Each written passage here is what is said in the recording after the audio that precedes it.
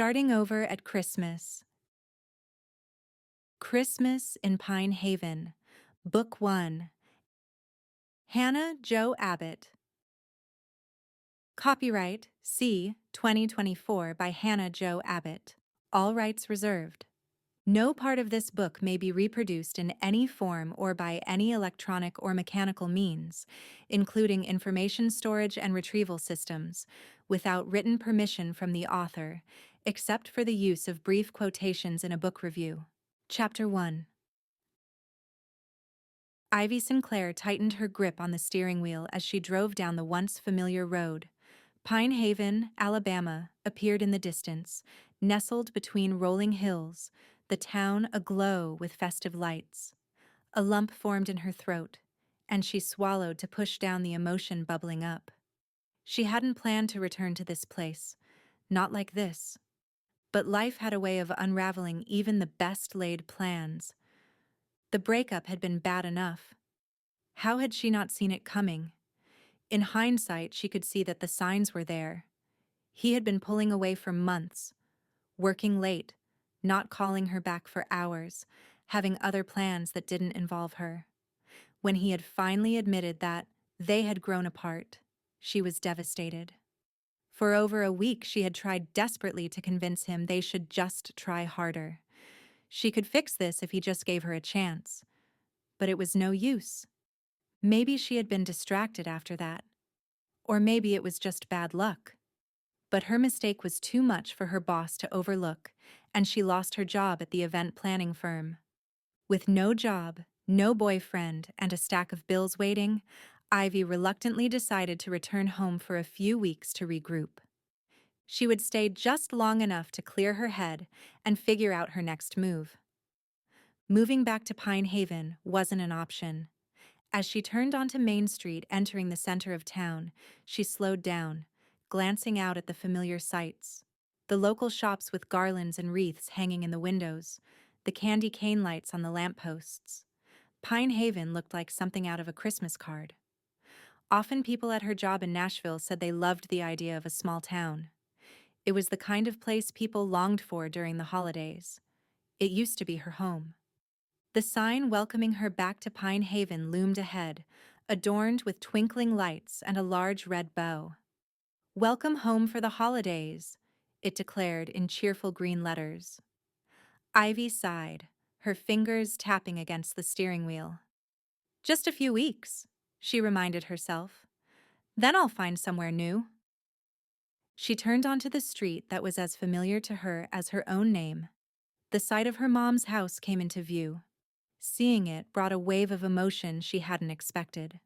A wreath hung on the front door, adorned with holly and a big red ribbon, and Christmas lights outlined the roof. It was exactly as she remembered, as if time had stood still here while her own life had unraveled. She pulled into the driveway, and before she could climb out of the car, her mom appeared in the doorway. Her face lit up with a wide smile, and Ivy felt a pang of guilt for not visiting more often. She made her way to the porch as Mom opened her arms. "Ivy, sweetie, I'm so glad you're here," Mom said, wrapping her arms around Ivy. She allowed herself to be enveloped in her mother's warm embrace as the faint smell of cinnamon and vanilla tickled her nose. "How is the drive?" Mom asked, pulling back to look her daughter over. "Long," Ivy replied with a forced smile. In truth, it was only a few hours, but leaving the place she had called home for 3 years to go backwards in her life made it feel much longer. "But I made it." Mom beamed and looped an arm around Ivy's shoulders, guiding her toward the house. "Well, you're here now, and that's all that matters. Come inside. I've got cocoa on the stove and cookies just out of the oven." Ivy couldn't help but smile as she walked inside. Of course there was cocoa and cookies. It was the same thing her mom had made when Ivy had a disappointing day in elementary school, and when she lost the volleyball championship in high school. The warm scent of gingerbread cookies filled the house, instantly making her feel comforted. Too quickly, she steeled herself against that comfort. She couldn't let herself be happy here. That was the last thing she needed. The house looked exactly as it had when she'd left. Same floral wallpaper. Same overstuffed armchair by the fireplace. The sameness of it was almost overwhelming, like she had left and lived a whole life, but stepped through a time warp to come back. Mom led her to the kitchen, bustling about as she poured hot cocoa into 2 mugs. Sit, sit, she insisted, pushing a mug toward Ivy. You can catch me up on everything. Ivy took a seat on a stool at the kitchen counter, trying to hide her discomfort. She wasn't ready for a heart-to-heart. Not yet. There's not much to catch up on, she replied, taking a sip of the cocoa and shrugging one shoulder. I thought everything was going so well, and now I don't know what to think. Mom nodded sympathetically, though Ivy could see the questions in her eyes. Well, I'm just glad you're here, and you're just in time for the Christmas tree lighting tonight. Ivy stiffened.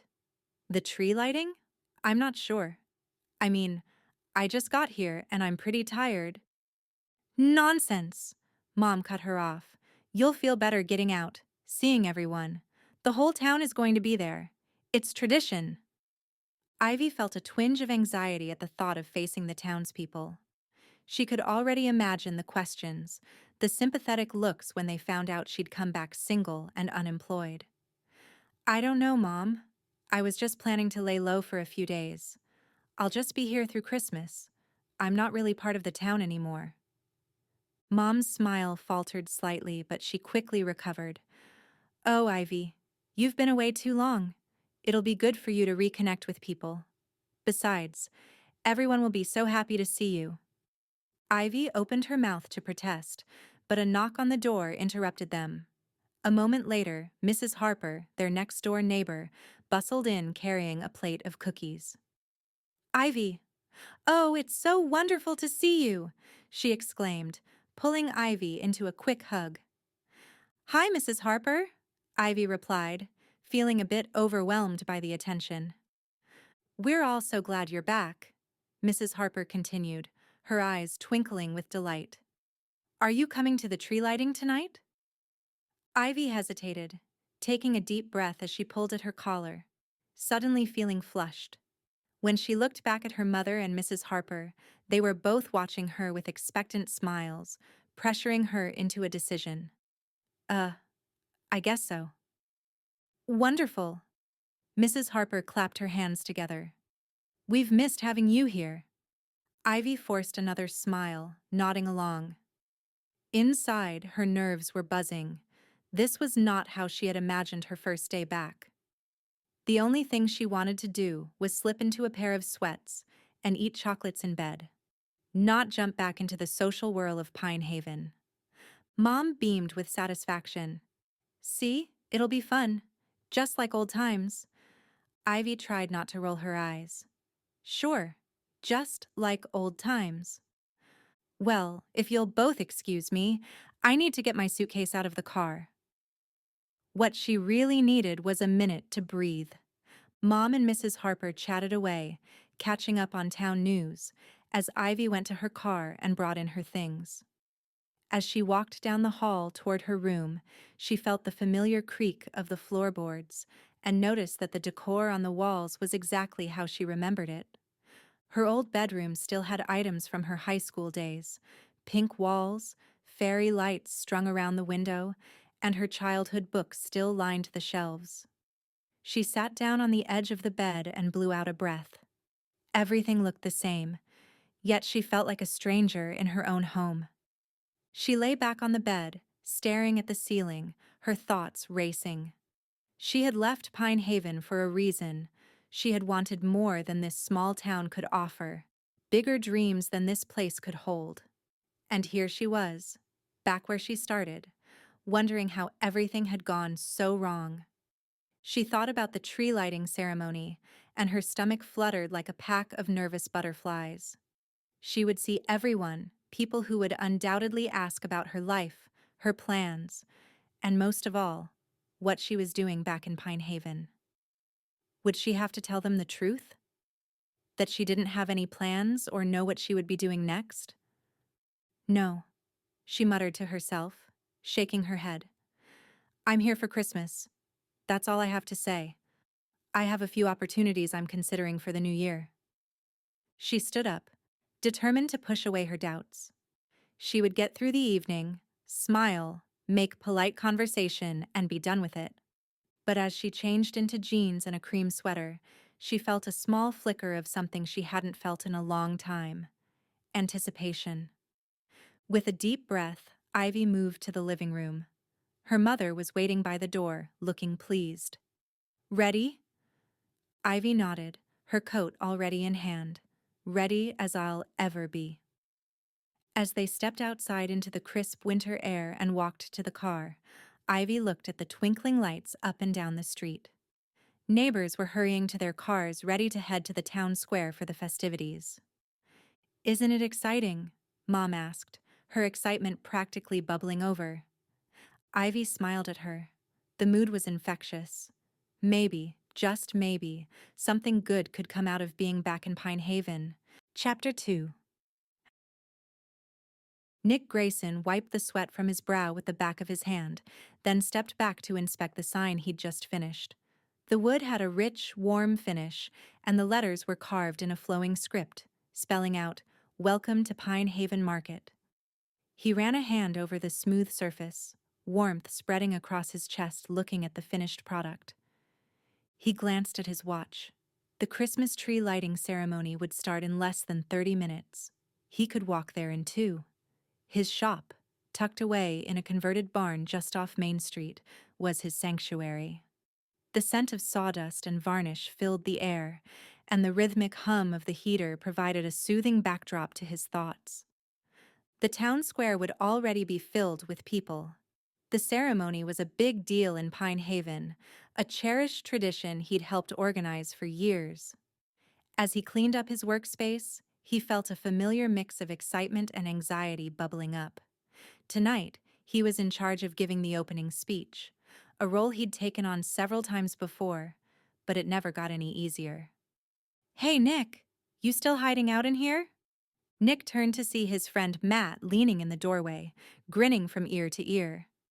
"Just finishing up," Nick replied, setting down his tools and wiping his hands on a rag. "You know how it is. Can't leave things half done." Matt chuckled. Yeah, Mr. Perfectionist.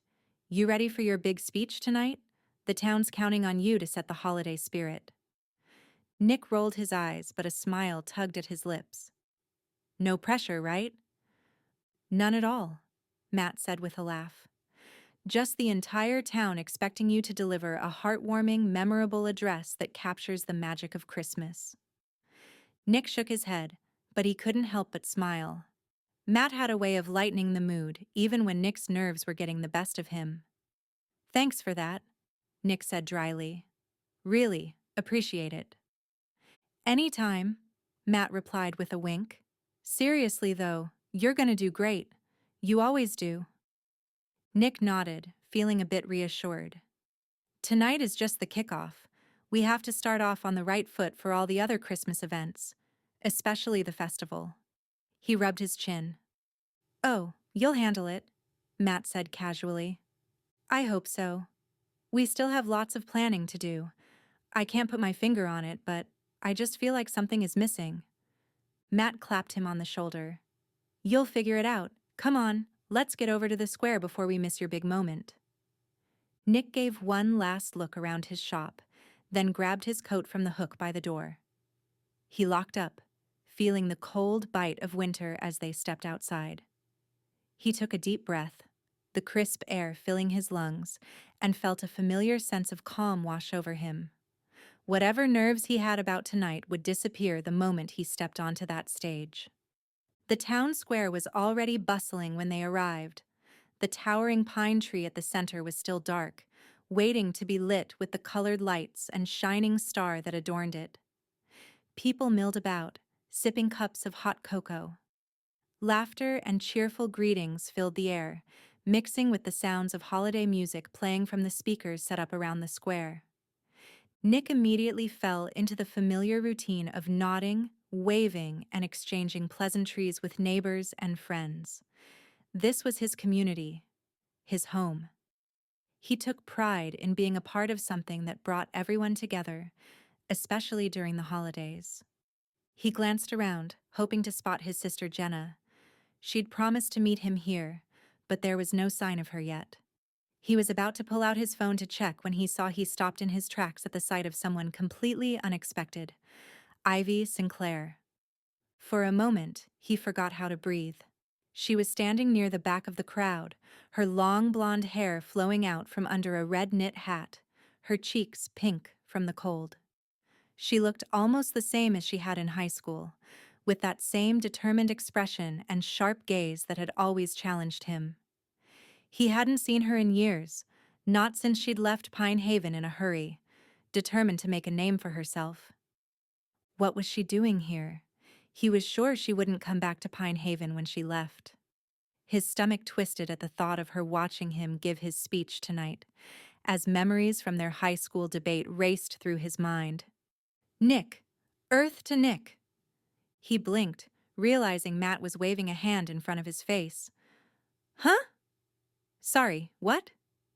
Matt followed his gaze and let out a low whistle. Well, I'll be. Ivy Sinclair, back in Pine Haven. Didn't see that coming. Nick tried to keep his expression neutral, but his mind was spinning. Yeah, me neither. Wonder what brought her back. Matt shrugged. Guess we'll find out soon enough. You gonna say hi? Nick hesitated, his eyes still on Ivy. I don't know. It's been a long time. But maybe not long enough. Matt gave him a knowing look. Come on, man. It's Christmas. No better time to mend old fences, right? Nick chuckled. Maybe. We'll see. Before he could decide, Mayor Ashford tapped the microphone at the front of the stage, calling for everyone's attention. Nick took a deep breath, giving Matt a quick nod before making his way to the stage. He climbed the steps and turned to face the crowd, a sea of familiar faces all smiling up at him. He felt his nerves kick in, but he pushed them aside, focusing on the words he'd prepared as Mayor Ashford welcomed everyone and introduced him. Good evening, everyone, Nick began, his voice strong and clear. Welcome to our annual Christmas tree lighting. It's great to see so many of you here tonight, braving the cold to celebrate the season with us. A cheer rose from the crowd, and Nick smiled, feeling a bit of his tension ease. This time of year, we come together to celebrate what makes Pine Haven so special: our sense of community, our love for tradition, and our shared hope for the future. No matter where life takes us, there's always something about coming home that fills our hearts with joy. That's the theme of our Christmas celebrations this year. Welcome home to Pine Haven. His gaze drifted back to where he'd seen Ivy standing, but she was no longer there. His heart skipped a beat, but he continued his speech, trying to keep his thoughts focused. This year, we've got a lot to look forward to, he went on. Our Christmas festival will be bigger and better than ever. Thanks to all of you who volunteered your time and energy to make it happen. So let's light this tree and kick off the holiday season the way only Pine Haven can, together.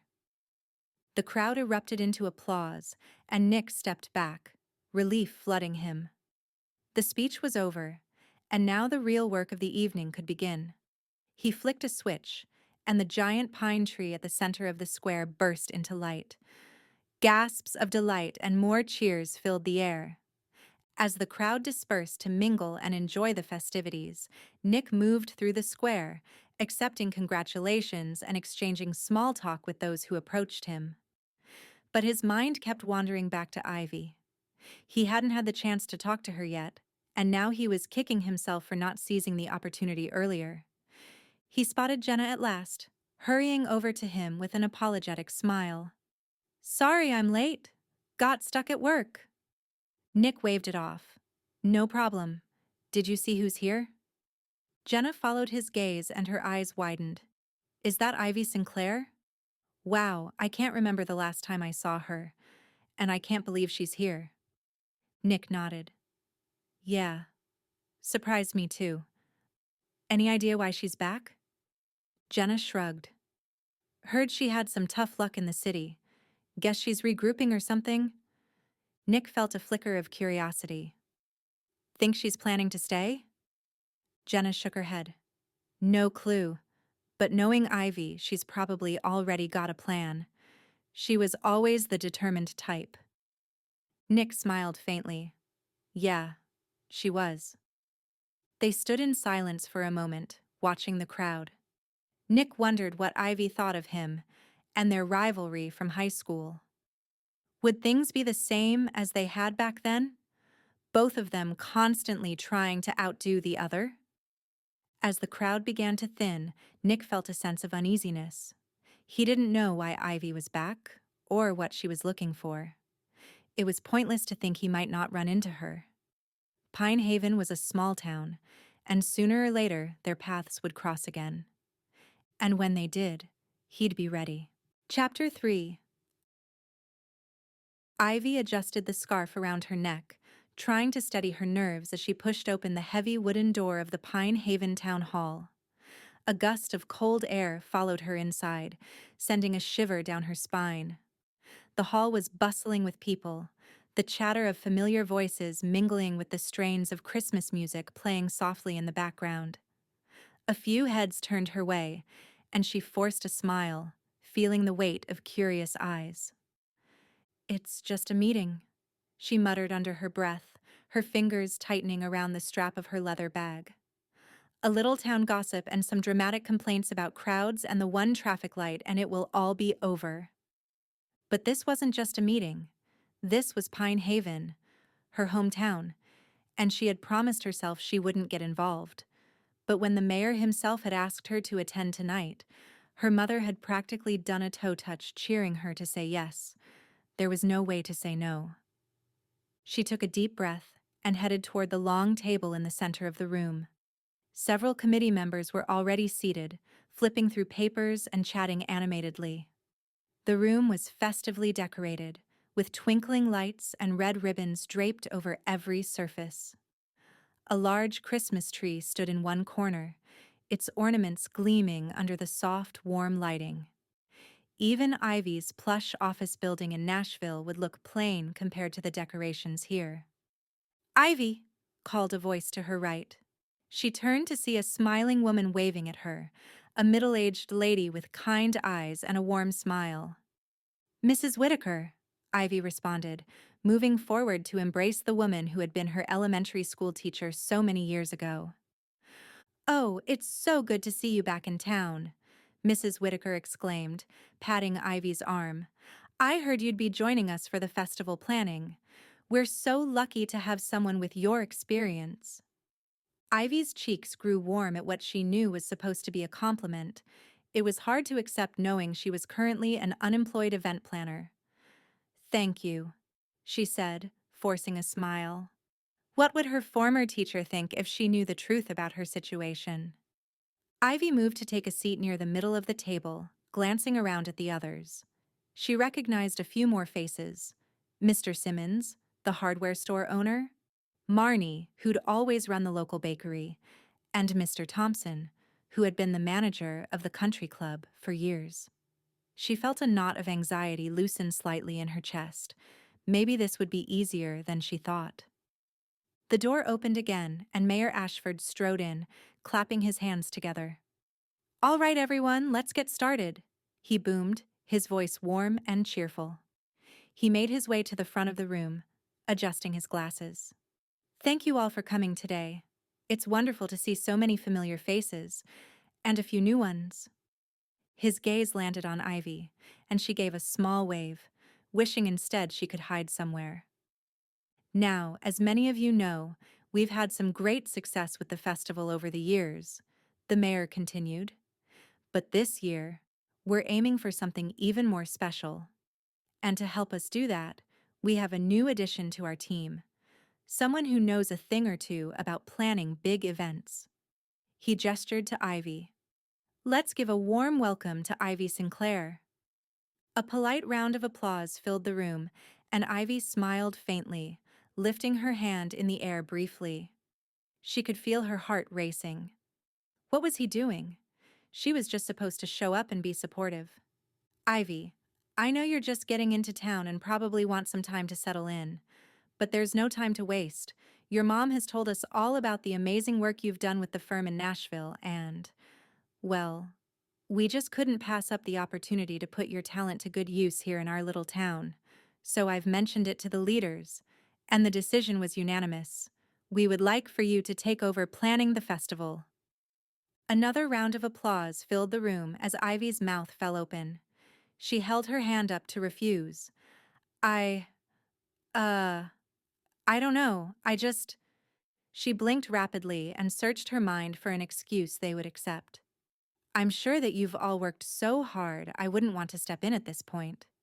Nonsense. We've done some work, but I think you can take what we've done and make it even better. You have a reputation for incredible events, and I know you could help us so much. Thank you, she said, folding her hands on the table. She felt all the eyes in the room on her. Glancing up, she saw their expectant faces and knew there was no way out of this one. Ivy smiled. In that case, I look forward to working with all of you to make this year's festival the best one yet. Wonderful! Mayor Ashford clapped his hands together. We're thrilled to have you on board. And of course, we have our seasoned veteran who has been helping us for years. He knows the ins and outs of the festival like the back of his hand. I know he's excited to have you on the team. I think you've met him before. Nick Grayson. Ivy froze in her seat as her pasted-on smile faltered slightly. For a split second, she thought she'd misheard. It couldn't be him. Not the one person she wanted to avoid in Pine Haven more than anyone else. But then she saw him. Nick Grayson. He stood up from his chair at the end of the table, a casual grin on his face. He looked almost exactly as she remembered, though perhaps a little more rugged, a little more mature. His brown hair was slightly tousled, and his blue eyes held that familiar spark of confidence she'd always found so infuriating. He nodded to the group, his gaze sweeping across the room until it landed on her. For a moment, their eyes locked, and Ivy felt a jolt of surprise and something else she couldn't quite place. Well, isn't this a surprise? He said, his voice smooth and with a hint of amusement. Ivy swallowed hard, fighting to keep her expression neutral. Nick, she managed, giving him a polite nod. It's been a while. Nick's smile widened and his eyes held a wicked gleam. It has, hasn't it? The curious gazes of the other committee members shifted between her and Nick. Without permission, her hand moved to the base of her neck where she rubbed circles in a nervous motion. She couldn't afford to be rattled. Not now. Well, I'm sure with both Ivy and Nick working together, this year's festival will be one to remember. The mayor interjected, seemingly oblivious to the tension crackling between them. We'll leave you two to the heavy lifting. Now then, we have a few other items on our agenda to discuss. Ivy sat back down, her mind spinning. Of all people to be her co-planner, why did it have to be Nick Grayson? She forced herself to pull out her notebook and appear interested in what the mayor was saying about the other Christmas events in town. But she could feel Nick's gaze on her, and it was all she could do to keep her expression calm. The meeting progressed quickly, and Ivy tried to concentrate on the details being discussed. The usual elements were all there: the carolers, the Christmas market, the garlands on the gazebo in the square. But as they went through the schedule, she felt a growing sense of frustration. It was all so predictable. When the mayor opened the floor for questions, Ivy seized the moment. I was thinking, she began, clearing her throat, that we could add a few new events this year to really draw in the crowds. What if we had a winter wonderland dance in the square? Or what if we added games and food booths to the Christmas market? Her mind sparked with ideas as she found herself in her element brainstorming events. There was a murmur of interest around the table, and Ivy felt a surge of confidence. It could be a great way to get more people involved, make it more interactive, and it's something different, something fresh. Nick leaned back in his chair, crossing his arms. "And how exactly do you plan to fit all that into the budget?" he asked, his tone polite but his eyes challenging. "We've got limited resources as it is. Adding new events means cutting back somewhere else. What are you proposing we cut?" Ivy met his gaze head-on. "I'm not suggesting we cut anything," she replied. "I think we could find local sponsors to cover the additional costs. Businesses would love the publicity, especially if it means more foot traffic during the festival." Nick's smile didn't waver. "And what if we can't find enough sponsors?" he pressed. "What's plan B?" Ivy fought the urge to roll her eyes. "Then we get creative," she said, keeping her tone even. "Maybe we scale back on the decorations or find volunteers to help with setup. There are always ways to make things work." Nick nodded slowly, as if considering her words, but Ivy could see the doubt in his eyes. "Fair enough," he said finally. "But let's not forget that this festival is about tradition, too. People here love the familiar, the things that make Pine Haven feel like home. We don't want to lose that in the process." Ivy bit back a retort, sensing that this was going to be more of a challenge than she'd anticipated. She took a deep breath, determined not to let him get under her skin. The mayor cleared his throat, sensing the tension. "Why don't we try to find a balance?" he suggested diplomatically. "We can keep the traditional elements but also look into adding a few new ideas. Let's see if we can make everyone happy." The rest of the meeting continued in much the same fashion, with Ivy and Nick occasionally butting heads over various points. By the end, Ivy was feeling both exhausted and invigorated.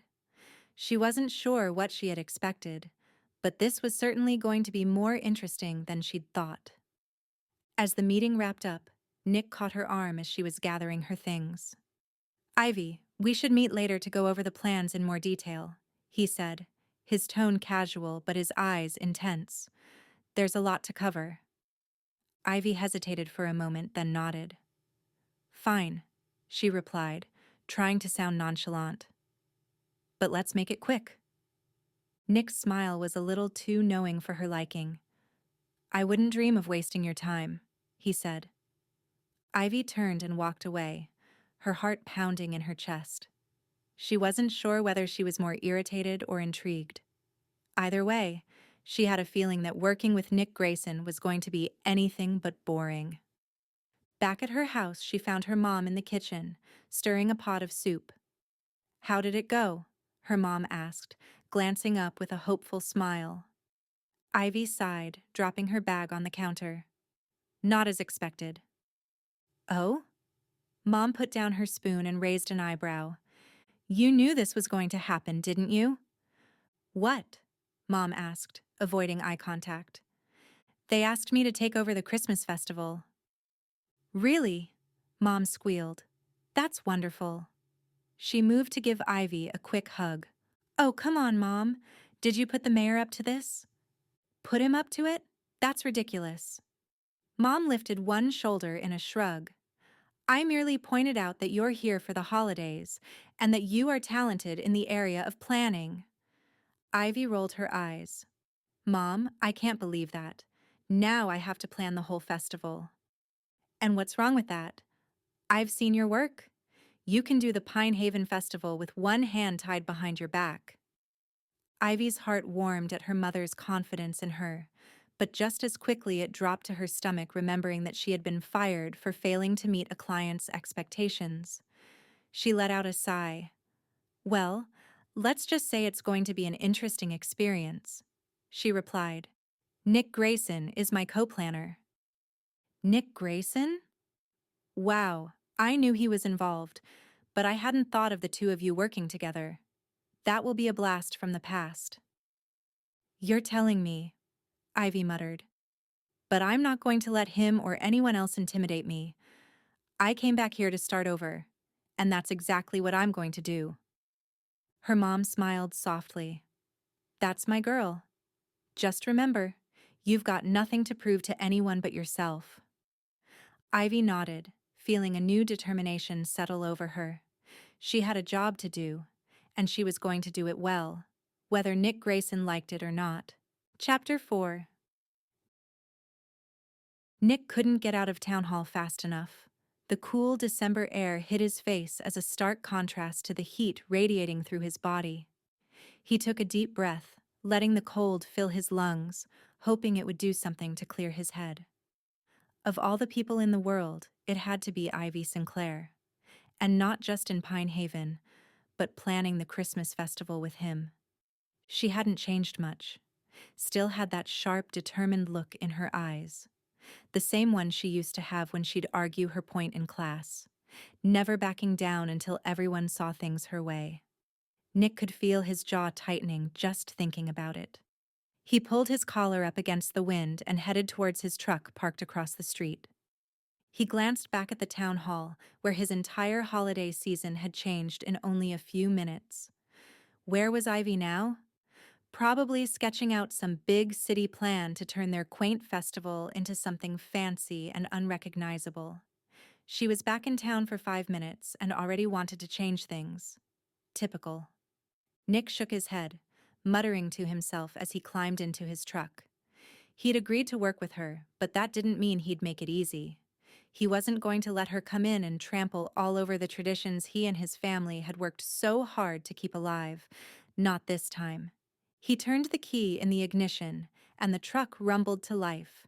He knew he needed to cool off before heading back to the farm, so he made a quick decision and steered toward Chapters and Crumbs.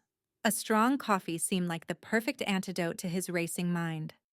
The bell above the door chimed as he walked in, and the smell of freshly brewed coffee and cinnamon hit him.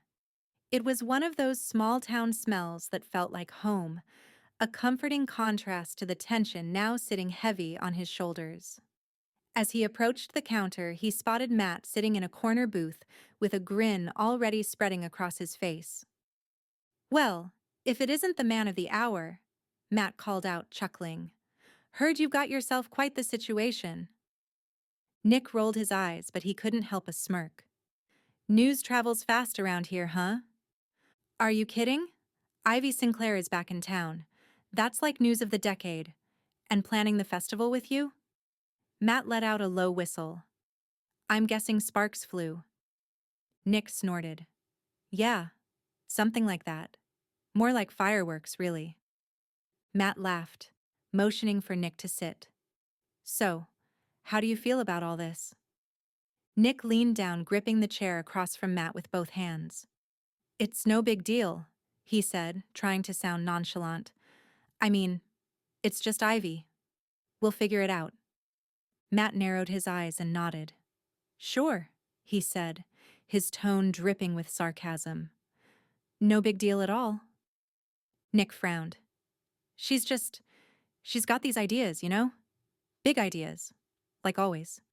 And this festival, it's not about being big. It's about keeping things real. Keeping things us." "Right," Matt said, leaning back with a knowing smile.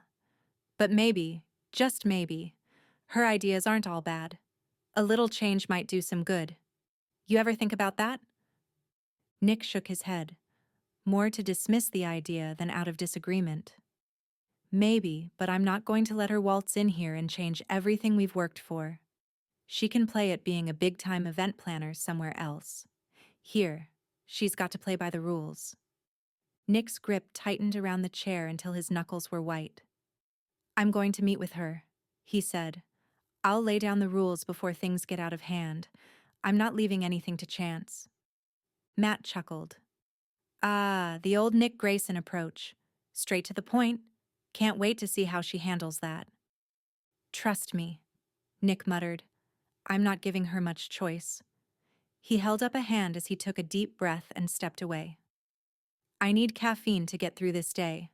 I'll talk to you later." Nick ordered his coffee, but he couldn't stand the thought of sitting still while he enjoyed it. Instead, he walked out the door and across the street.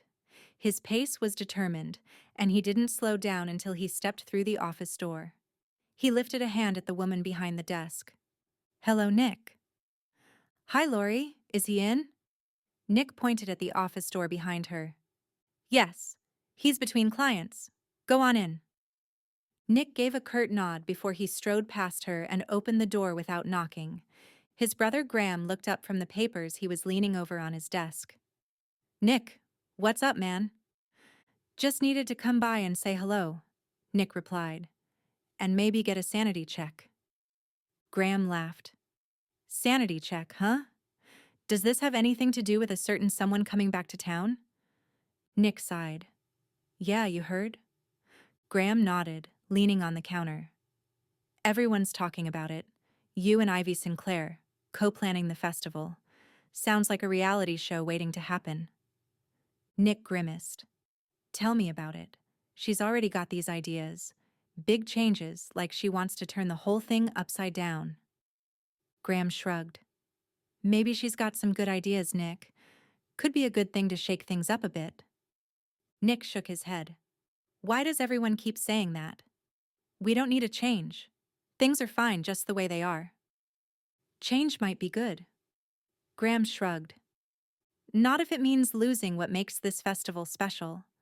This town doesn't need a makeover. It needs to hold on to what makes it unique."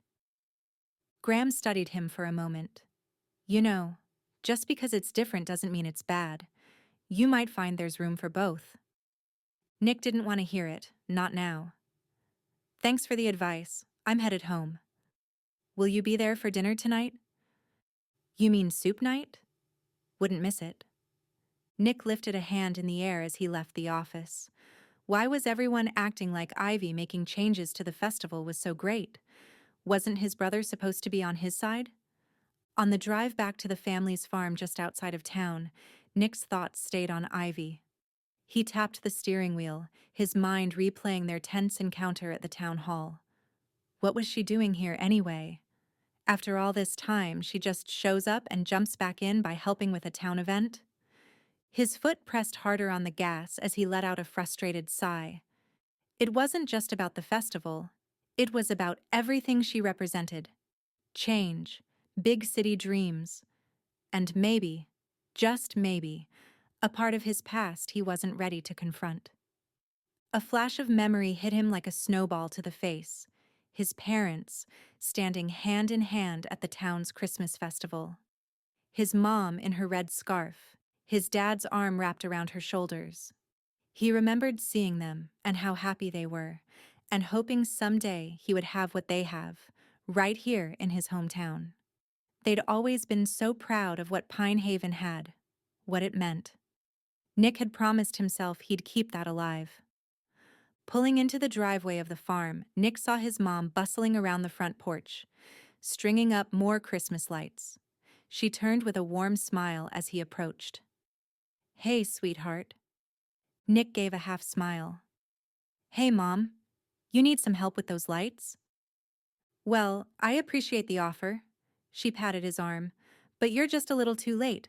I'm all finished." Nick shook his head. "Didn't Dad say he would do those when he got home tonight?" Mom shrugged. "Oh, maybe he did." She smiled with a hint of mischief in her eyes. "But I was here and decided to get it done while the sun was up." Nick tilted his head. "You shouldn't be on the ladder when no one is home." She rolled her eyes and waved a hand in the air. "It's only a stepladder. I just put these up on the porch. It's not like I was climbing to the second-floor windows." "So you didn't hang those wreaths?" Mom looked up as if she had forgotten they were there. "Well, yes, I did. But I didn't climb a ladder. I just leaned out the window." Nick sighed and dropped his face into his hand. "I would have helped you." "You worry too much. You got me this newfangled watch, so I can call for help if I need it. Besides, Jenna was coming by for lunch. Next time, just ask for help." "All right. If it will make you feel better, you can go get the rest of the decorations down from the attic before I get up there and do it myself." Nick laughed and leaned down to kiss her on the cheek. "I'll be happy to." He moved into the house, grateful that his mom hadn't brought up the meeting. She had her own connections in the Pine Haven gossip mill, so he was sure she knew by now. Maybe she was giving him some time to process it.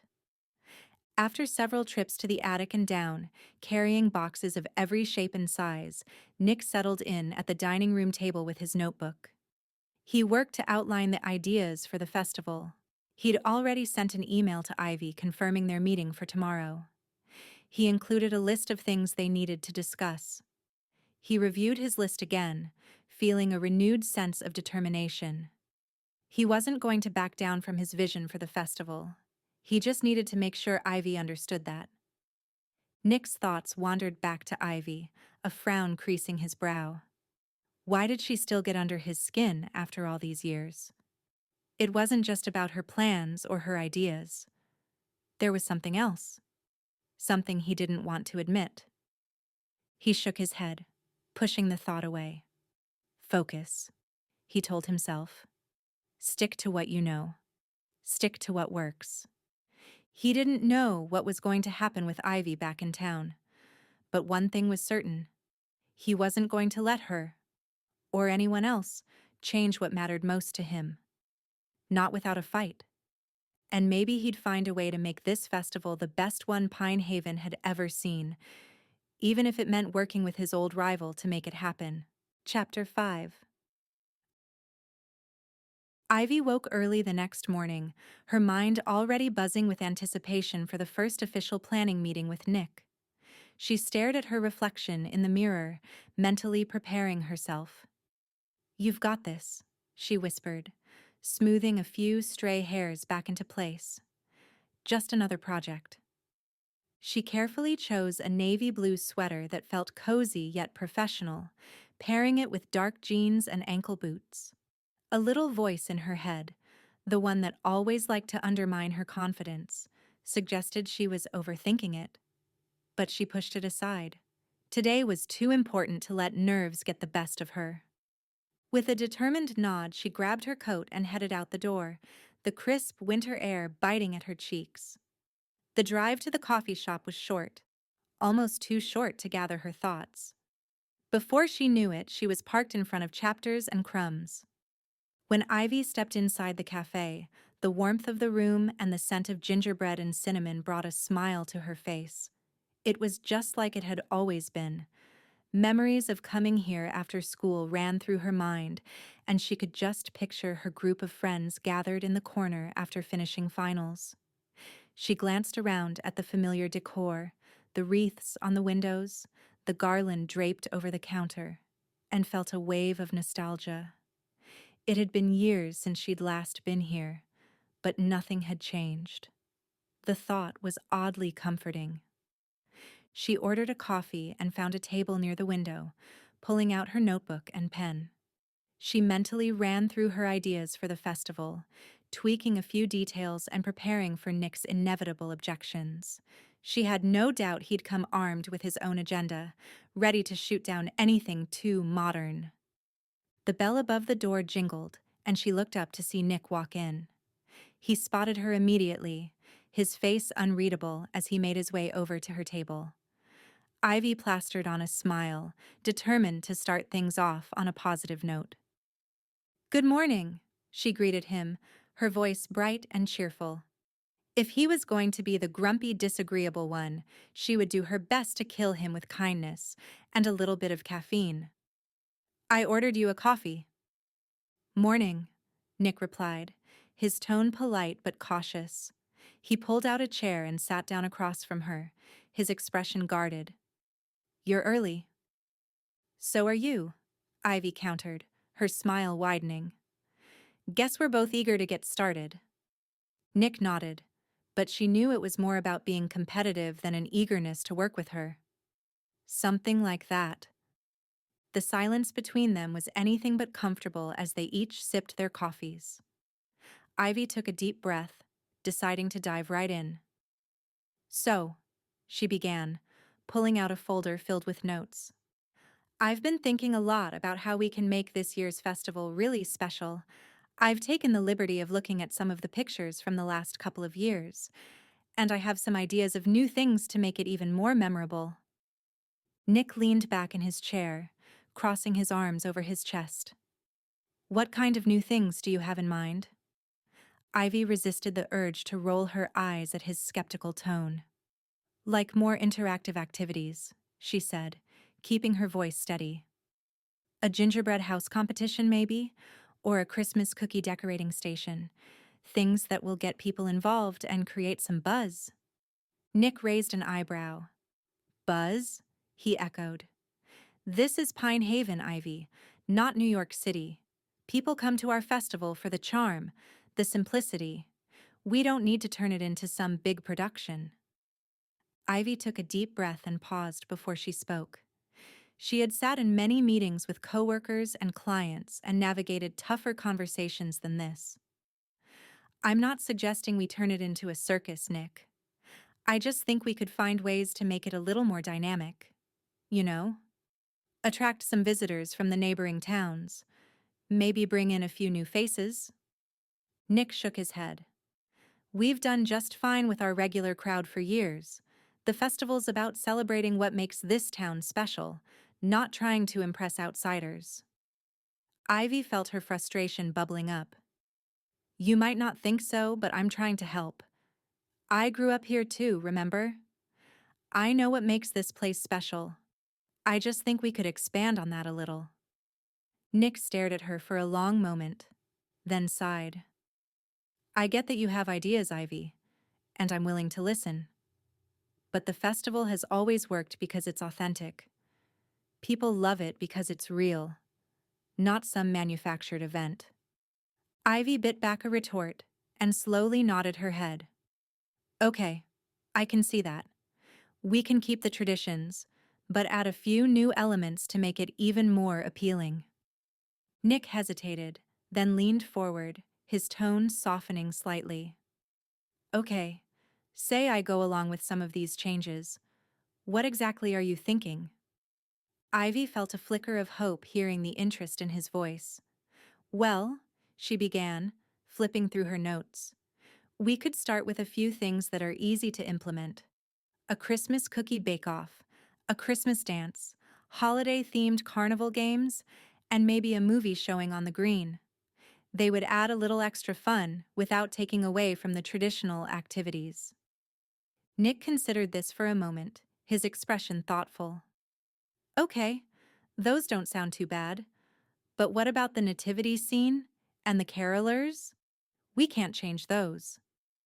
Ivy smiled, sensing she had won him over. I don't want to change those. I want to add to them. Maybe we could have a local choir perform or a kids sing-along, and we could add some more lights around the square to make it even more festive. Nick nodded slowly. I could get behind that, as long as we don't overdo it. Pine Haven's not about flash, you know? Ivy nodded eagerly. I know. And I promise. I'm not trying to turn this into some big city event. I just want it to be the best it can be. If she added a hometown Christmas festival to her portfolio, it would only help her chances for her next round of interviews. Nick studied her for a moment, then finally cracked a small smile. You always did have big ideas, didn't you? Ivy laughed, relieved to see a hint of warmth in his expression. I guess some things never change. Nick chuckled. You remember that debate contest we were in back in high school? You weren't going to give up on that final point.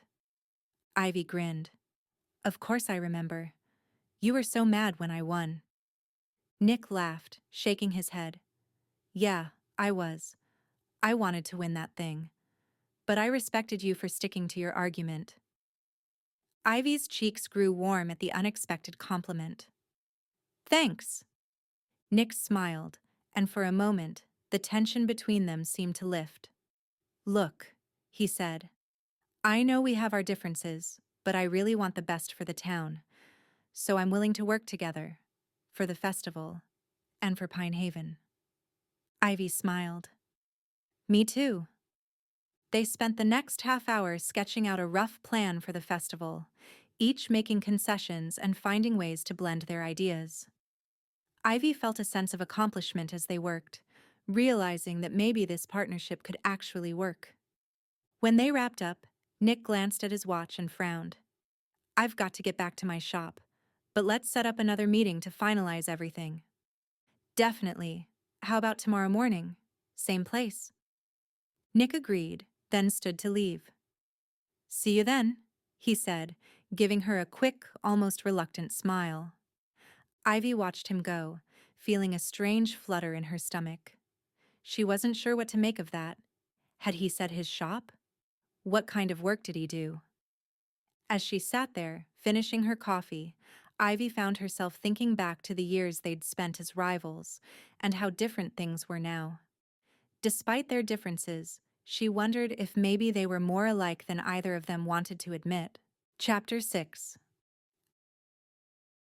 Ivy pushed aside all thoughts of Nick Grayson and the festival as she neared the Cotton Blossom Cafe. The restaurant had been here longer than she had been alive. She could almost taste the chicken salad as she walked toward the building with its cheery red door and the hand-painted sign swinging in the air. She stepped inside and was greeted by the comforting smell of fried chicken, buttery biscuits, and something sweet. Probably the peach cobbler she'd been dreaming about since returning to Pine Haven. She let the door close behind her, shutting out the cold. Her eyes scanned the room for an empty table, landing on a small one by the window away from the busiest part of the restaurant. Sliding into the chair, Ivy picked up the handwritten menu, smiling at the special of the day, Mama T's famous meatloaf. Some things in Pine Haven never changed, and while that was comforting, it also made her feel like a bit of an outsider, sitting there alone. Everyone else in the restaurant seemed to know each other, exchanging cheerful greetings and updates about their families or Christmas plans. Before she could dwell on it too much, the door jingled behind her, and a familiar voice called out, "Ivy Sinclair, is that you?" Ivy turned, startled. Standing just inside the doorway was Laurel Crawford, her high school best friend, looking as radiant and full of life as ever. Laurel had a toddler balanced on her hip, a diaper bag slung over one shoulder, and a grin that lit up the whole room. "Laurel?" Ivy managed, standing up just as Laurel swooped over, arms open for a hug. "Oh my goodness, I can't believe it's really you," Laurel exclaimed, pulling Ivy into a tight embrace. "Look at you, still as gorgeous, I see." She pulled back, holding Ivy at arm's length to study her. "I heard you were in town, but what for? Are you visiting for Christmas and leaving us again for your fabulous life in the big city?" "Something like that," Ivy said with a laugh, already feeling the warmth of Laurel's energy seep into her. "It's a long story." "Well, I've got time. Clara and I were just about to grab lunch, and now we're eating with you." Without waiting for Ivy's agreement, Laurel plopped into the seat across from her, expertly adjusting Clara on her lap. Laurel waved at a passing waitress to bring over a high chair, then turned back to Ivy with an expectant look. "So, spill. What's the long story?" Ivy hesitated, glancing down at the menu. She hadn't planned on sharing much about her life with anyone, let alone someone she hadn't seen in years. But Laurel's open expression and the easy camaraderie between them melted her resolve. "I needed a change," Ivy admitted. "After a breakup and losing my job, I figured Pine Haven was as good a place as any to regroup for a bit." Laurel's expression softened. "Oh, Ivy, I'm sorry, that sounds rough. But if anyone can bounce back from something like that, it's you. You were always the most determined person I knew." Ivy smiled faintly. "Thanks. I'm trying to figure it out as I go." "Well, you've come to the right place for figuring things out. Pine Haven has a way of grounding you, whether you like it or not." Their waitress arrived, setting down glasses of sweet tea and taking their orders: fried chicken for Laurel, a chicken salad plate for Ivy, and macaroni and cheese for Clara, who was now happily seated in the high chair. As they waited for their food, Laurel leaned back in her chair with a dreamy smile. "Do you remember how we used to come here every Saturday after basketball games? We'd sit right over there," she pointed to a corner booth, "and order sweet tea and share a basket of fries like we were so grown up and fancy." Ivy laughed, the memory vivid in her mind. And you always insisted on dipping your fries in ranch dressing and honey mustard at the same time. I thought it was the grossest thing ever. Still do it, Laurel said proudly. They both laughed, and for the first time in what felt like ages, Ivy felt a lightness in her chest. You know, Laurel said, leaning forward. I was just thinking about that Christmas gift exchange we tried to organize in high school. Remember? Right here at Cotton Blossom Cafe? How could I forget? You insisted on wrapping all the gifts in glitter paper, and one of them fell into the mashed potatoes. Oh, that was such a disaster, Laurel said, dissolving into laughter. But it was so much fun. We were ridiculous back then. Completely ridiculous, Ivy agreed, smiling despite herself. The food arrived, and they dug in, the conversation flowing easily between bites. Clara happily ate, and then played with a spoon, babbling nonsense words that Laurel translated as if they were actual sentences. So, Laurel said after a while, fixing Ivy with a look. How are you really doing? Ivy hesitated, caught off guard by the sincerity in Laurel's tone. Honestly? I don't know, she admitted. Coming back here feels complicated. I left for a reason, you know? Laurel nodded. I get it. But maybe there's something here for you now that wasn't here before. Ivy sighed, poking at her chicken salad with her fork. Maybe. Or maybe this is just a pit stop until I figure out my next move. And that's okay too, Laurel said with a shrug. But don't close yourself off to the possibilities, Ivy. Pine Haven's got a way of surprising you when you least expect it. Her eyes lit up with a mischievous glint. Speaking of surprises, how's it going with Nick Grayson? I heard you two are working on the Christmas festival together. Ivy groaned. Don't remind me. Oh, come on, Laurel said, grinning. Nick was always cute in that brooding, too cool for everything way. I had the biggest crush on him sophomore year. You know, before Jack swept me off my feet. But Nick was a force to be reckoned with. Well, he hasn't changed much, Ivy said dryly. Except now he's older and also frustrating and stubborn and maybe a little bit charming? Laurel interrupted, raising an eyebrow. Ivy opened her mouth to protest but couldn't deny the flicker of warmth that crept into her cheeks. It's complicated, she said instead. Laurel laughed. It always is with men like Nick. But complicated doesn't mean bad, you know. As they finished their meal, Clara started to get fussy, signaling the end of their lunch. Laurel packed up her things with practiced efficiency, balancing her daughter on her hip as she stood. Ivy, it was so good to see you, Laurel said warmly. You better not disappear on me again. Promise you'll come over for dinner soon? The chaos is part of the charm, I swear. I promise, Ivy said, smiling. As she watched Laurel leave, Ivy felt a sense of gratitude she hadn't expected. Reconnecting with Laurel was like rediscovering a piece of herself she'd forgotten, and it made Pine Haven feel a little less daunting. Ivy found herself wondering what other surprises Pine Haven might have in store. Chapter 7. The chill in the air bit at Nick's cheeks as he stepped onto the town green, hands stuffed in his jacket pockets. Pine Haven's outdoor centerpiece was a sprawl of lawn that was a lush green in spring and summer.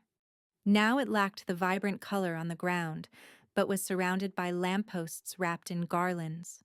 The central gazebo, already draped with twinkling white lights, looked like something out of a Christmas card.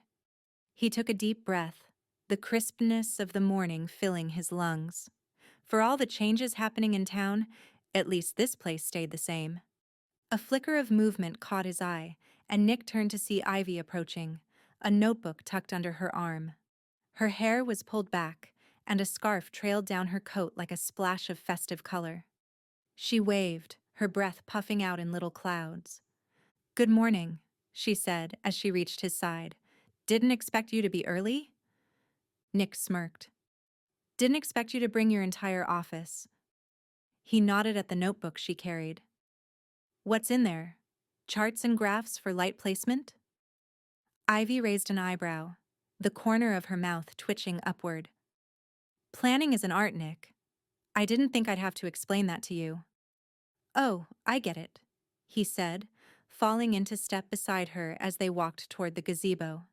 It's just that back in high school, you used to write those artsy lists on napkins. This is fancy. She stopped, turning to stare at him as her mouth fell open. You remember my notes on napkins? Nick looked away and cleared his throat. Oh, I mean, yeah. I think everyone knew about those. You were always scribbling some idea down in the cafeteria. Ivy continued walking but gave him a sideways glance. I didn't think anyone noticed. She waved a hand in the air. Anyway, here you are benefiting from my fancy lists. She tapped the page. See? Possible layouts, catering ideas, and, yes, light placement. Nick pretended to be impressed. Well, looks like you didn't leave anything out. I take Christmas very seriously, Ivy said. Nick nodded. Noted. They reached the gazebo and Ivy turned in a full circle, her eyes scanning the open lawn. Okay, so the DJ booth can go here, she said, pointing to one side of the gazebo. It's central, and the gazebo can act as a backdrop. Plus, it's close to the power sources. Nick tilted his head, considering it. It's a good spot. But what about the acoustics? Sound might not carry evenly if people are dancing all over the lawn. Ivy frowned. Fair point. What if we set up speakers around the perimeter? That way, the sound surrounds the space. Nick's brows lifted. Not bad, Sinclair. Looks like those charts and graphs came in handy after all. She shot him a mock glare. This is why you bring the notebook. They walked the perimeter of the green, stopping occasionally to discuss potential setups for a dessert bar and a small seating area. Ivy's ideas flowed easily, and Nick found himself genuinely impressed. So, you're thinking of holiday desserts for the food? He asked as they approached the edge of the lawn. Ivy nodded. Absolutely. Cakes, pies, brownies, Christmas cookies, and we'll have the hot cocoa bar. Pecan pie, Nick said with a grin. You can't leave out the chapters and crumbs pecan pie. Of course not, Ivy replied. Pecan pie from Chapters and Crumbs is a local treasure, she said of the local bakery. I remember going there after school with my mom. It was our special place to go together. Nick glanced at her, surprised by the note of nostalgia in her voice. I didn't know that. She shrugged, as if brushing off the memory. There's a lot you didn't know about me back then. He didn't reply, but her words lingered as they walked back toward the gazebo. Ivy tapped her notebook with her pen, switching back into planning mode. You know what would make this even better? Nick crossed his arms. Enlighten me. String lights in the trees, she said, gesturing to the branches above. It would create this canopy of warm light, like the stars are closer. And when people are dancing, it'll feel magical. For a moment, Nick didn't speak. He watched her, the way her eyes lit up as she described the scene, her hands moving animatedly as if she could already see it. It struck him how much she believed in what she was saying, and he found himself smiling. You're serious about this whole magic thing, he said. She looked at him, her expression soft but determined. It's Christmas, Nick. If there's ever a time to believe in magic, it's now. Before he could respond, a gust of wind blew through the green, sending a chill through him. Nick watched as Ivy tugged her coat closer around herself. Yeah, looks like the winter weather they're predicting might be coming soon, she said, glancing at the sky. Nick followed her gaze, noting the gray clouds gathering on the horizon. It's fine. Folks around here love to panic about snow and ice, but it hardly ever gets bad enough to worry. Famous last words, Ivy muttered under her breath. Nick chuckled. Come on, let's finish up before we both freeze. By the time they wrapped up their planning, Nick couldn't shake the feeling that this festival, and Ivy, might end up surprising him in ways he hadn't expected. Chapter 8. Ivy brushed the cold raindrops from her coat as she stepped into Pine Haven Town Hall the next afternoon. She glanced around the empty meeting room. Only in Pine Haven would people still use the same community space they had for decades, complete with its creaky floors and thin insulated walls. She set her tote bag on the table and unbuttoned her coat, letting out a soft breath. She was still getting used to being back here, to everything being so familiar. The low hum of voices drifted from the corridor, and she recognized the distinct, easy drawl of Nick Grayson among them. Of course, he was already here. The meeting wasn't scheduled to start for another 15 minutes, but it seemed Nick had taken it upon himself to arrive early. She could hear him chatting, and though Ivy couldn't make out the words, the occasional chuckle from Nick rumbled through the walls. It surprised her that the sound no longer annoyed her. Ivy furrowed her eyebrows. Was she actually becoming friends with him? Don't worry about that now, she muttered to herself, tugging off her gloves. After Christmas, I'll be moving on again anyway. Just as she settled into her seat and opened her notebook, Nick appeared in the doorway, a grin firmly in place as if he had no idea how insufferable he could be. Well, well, he said, leaning against the doorframe. Look who's early. Ivy gave him a tight smile. Where I'm from, early is on time. Anything else is unacceptable. Where you're from? Aren't you from here? Well, yes. I meant where... She had been going to say where she lived now, but that wasn't exactly true either. I mean the company where I worked. It was pretty much a rule. I like to be early here in this little town too. Nick smirked, pushing off the door frame and strolling inside. His confidence was infuriating, like he owned the place. Or, like he'd been born with roots in this town so deep they were unshakable. She had to remind herself to focus on the task at hand and not on how well he filled out that plaid flannel shirt. You hear the talk about the weather? I heard it might snow. Ivy changed the subject as she took a seat and flipped open her notebook. Might, Nick repeated with a snort. People around here get all worked up over a few clouds. Bet you it won't be more than a dusting. Ivy arched a brow. You're that sure?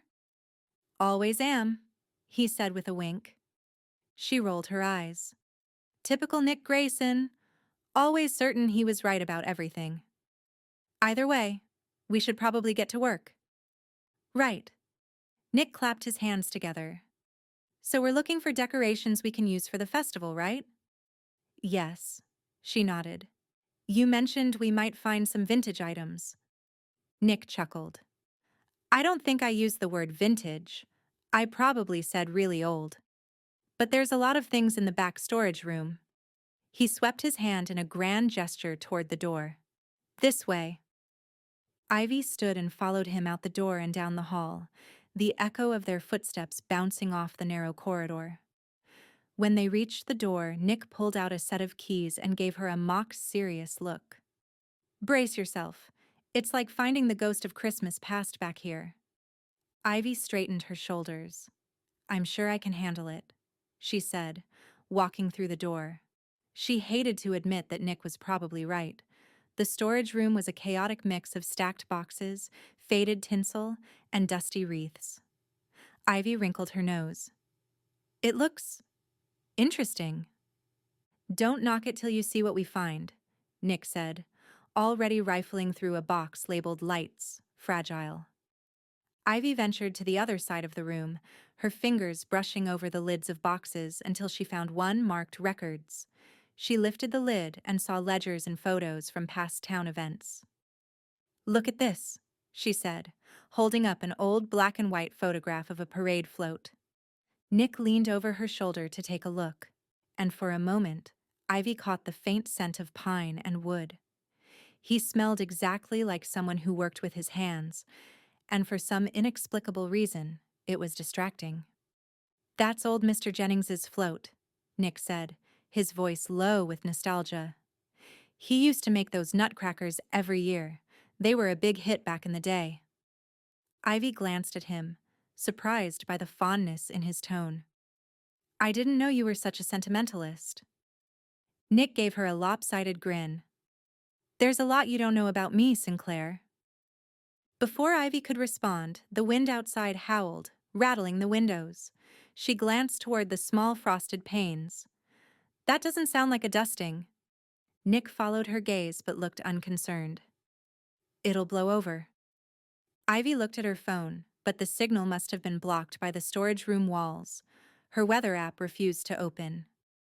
Don't worry, Nick said. We've got time. Let's find what you're looking for. Against her better judgment, Ivy decided to trust him on this one. They spent the next hour looking through decorations. Ivy made notes and pulled boxes off of shelves to stack in a pile that they could use for the festival. When they finally emerged from the storage room, Ivy was pleased with the work they had accomplished. I think it will keep the decorations' cost down and also be a great throwback to the history of the town, she said as they walked down the hall. Suddenly, she stopped and grabbed Nick's arm. Wait a minute. What's wrong? He asked, his eyes wide. It's very quiet in here. She glanced around the building. The office lights are out all on this hallway. Oh, Nick said. He looked around at the rooms, then his eyes snapped back to hers as they both gasped.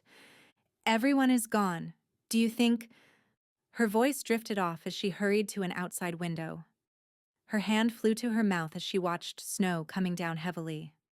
Well, Ivy said, crossing her arms. Looks like your weather prediction skills could use some work. Nick scratched the back of his neck, clearly not thrilled to admit she was right.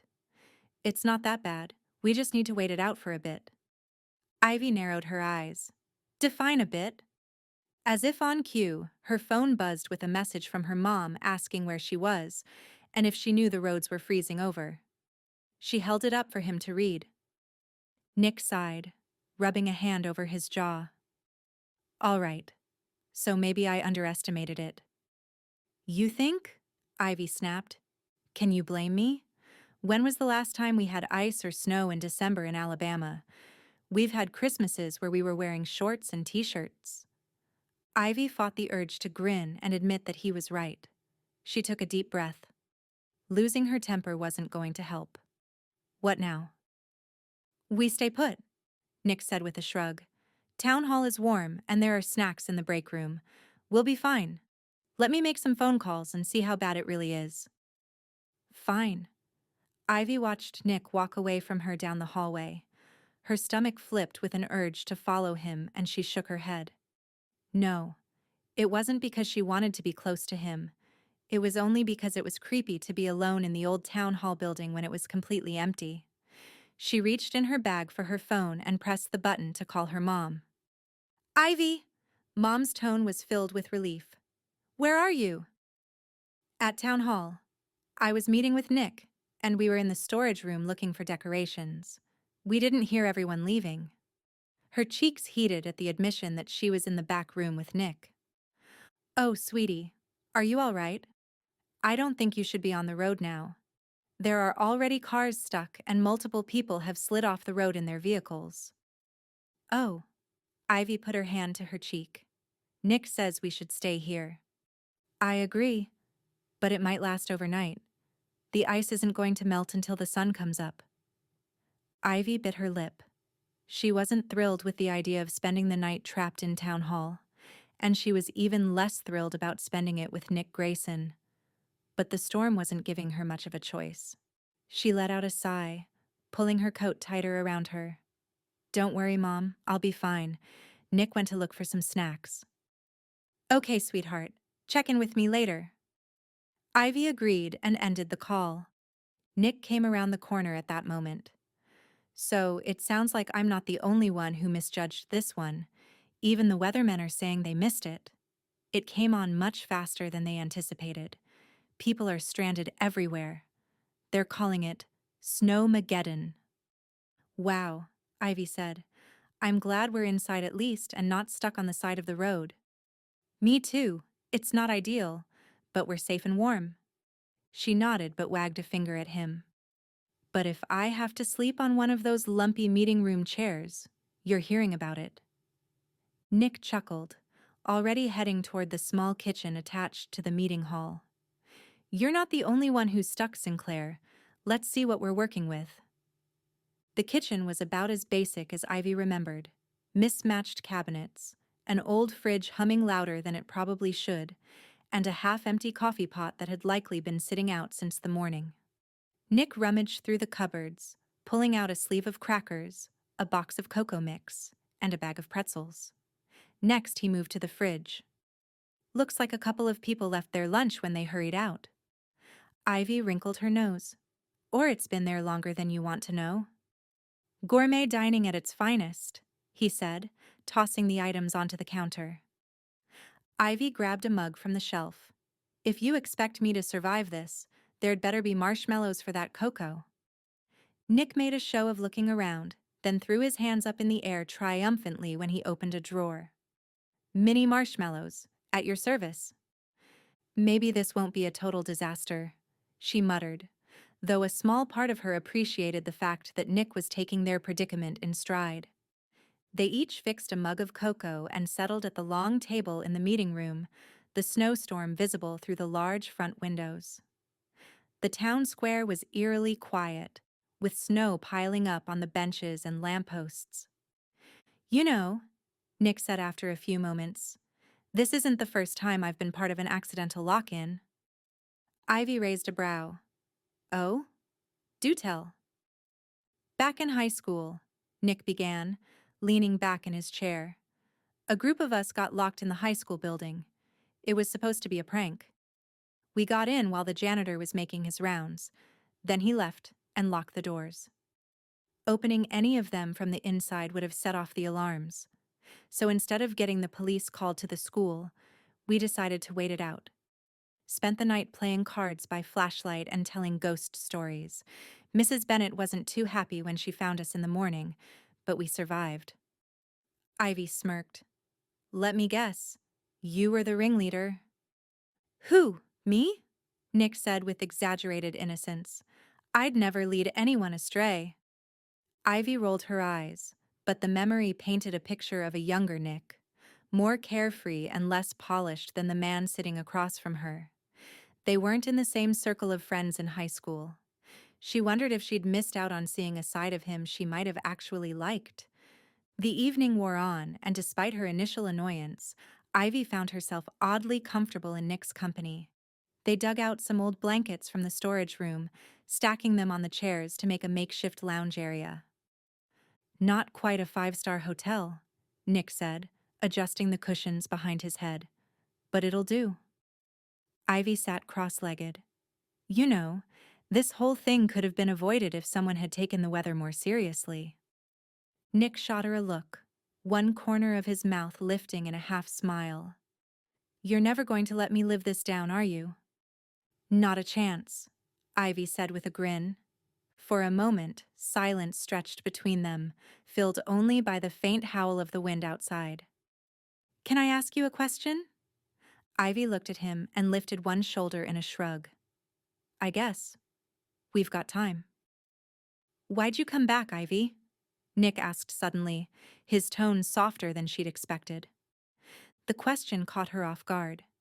She hesitated, fiddling with the edge of her sweater. I didn't have much of a choice, she admitted. Everything fell apart all at once.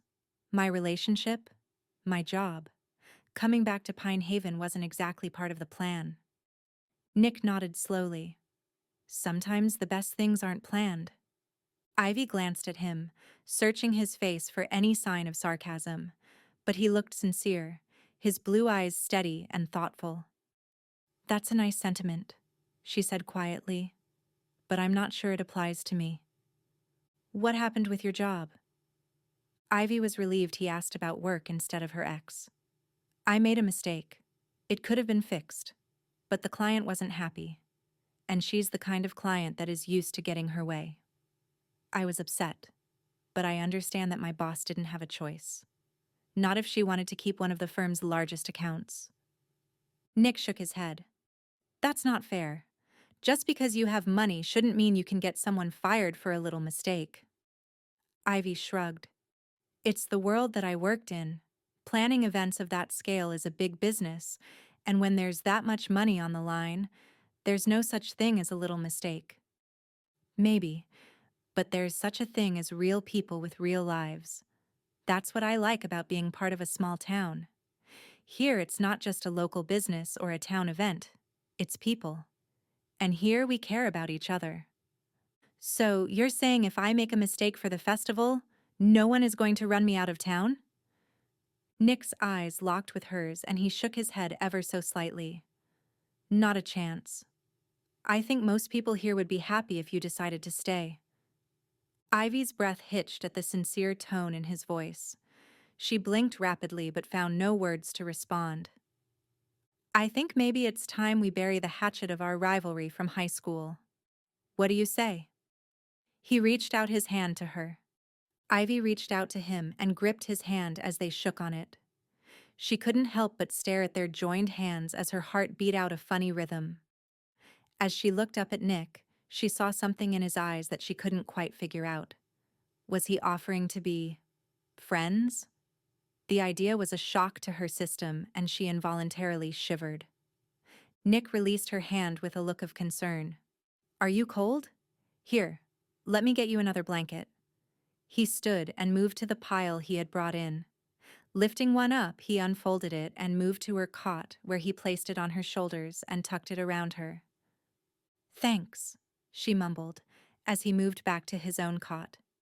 She exhaled the breath she didn't know she was holding as he put distance between them. Well, Nick said with a yawn, here's to unplanned snowstorms and unexpected company. Ivy shook her head, hiding a small smile as she settled under her blanket. As much as she hated to admit it, there was something about being stuck in a snowstorm with Nick Grayson that was not entirely terrible. Chapter 9. The rays of morning sunlight bounced off the thick blanket of snow outside the town hall, filling the meeting room with light through the large window. Nick yawned and stretched, blinking at the unfamiliar surroundings. It took a moment for the events of the previous night to catch up with him. The impromptu storm, being snowed in, and spending hours in Ivy Sinclair's company. He turned his head and saw her still asleep on the makeshift bed. Her long blonde hair spilled over the armrest, and her features, usually set with a determined expression, were relaxed in slumber. Nick chuckled softly to himself. Ivy Sinclair, queen of comebacks and pointed barbs, looked almost sweet. The thought caught him off guard, and he quickly stood, shoving his hands into his coat pockets. The storm had stopped sometime during the night, leaving the town blanketed in pristine snow, a rare sight for the southern town. The streets were eerily silent, but he figured they'd be able to head home when the sun warmed the ground. Ivy stirred, letting out a small groan as she shifted. Nick felt an inexplicable urge to leave before she woke up, but he had nowhere else to go. He busied himself with tidying the remnants of their makeshift camp, gathering up the pretzel wrappers and empty cocoa cups. A minute later, Ivy's eyes fluttered open, and she blinked at him, disoriented. "Morning, Sleeping Beauty," Nick said, unable to resist. She sat up, groaning as she stretched. "What time is it?" Nick glanced at the clock on the far wall. "Just after 7. Roads might be clear in a couple of hours." Ivy rubbed her temples and gave him a long look through narrowed eyes. "You don't look half as miserable as I feel." "I'm a morning person," he said with a smirk. "You should try it sometime." She rolled her eyes. "Pass. Is there anything left to eat?" Nick held up a package of peanut butter crackers. Breakfast of champions. They ate with minimal conversation. Something had shifted between them last night, and Nick was unsure how to navigate the change. Ivy excused herself to go to the restroom.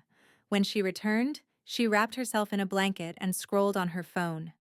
Nick pretended to stare at his own phone. The battery was getting low, but he was too distracted to pay attention to anything on the screen. When the roads were declared safe, they headed out into the cold, their breath visible in the crisp morning air. "Thanks for not letting me freeze to death," Ivy said as they parted ways.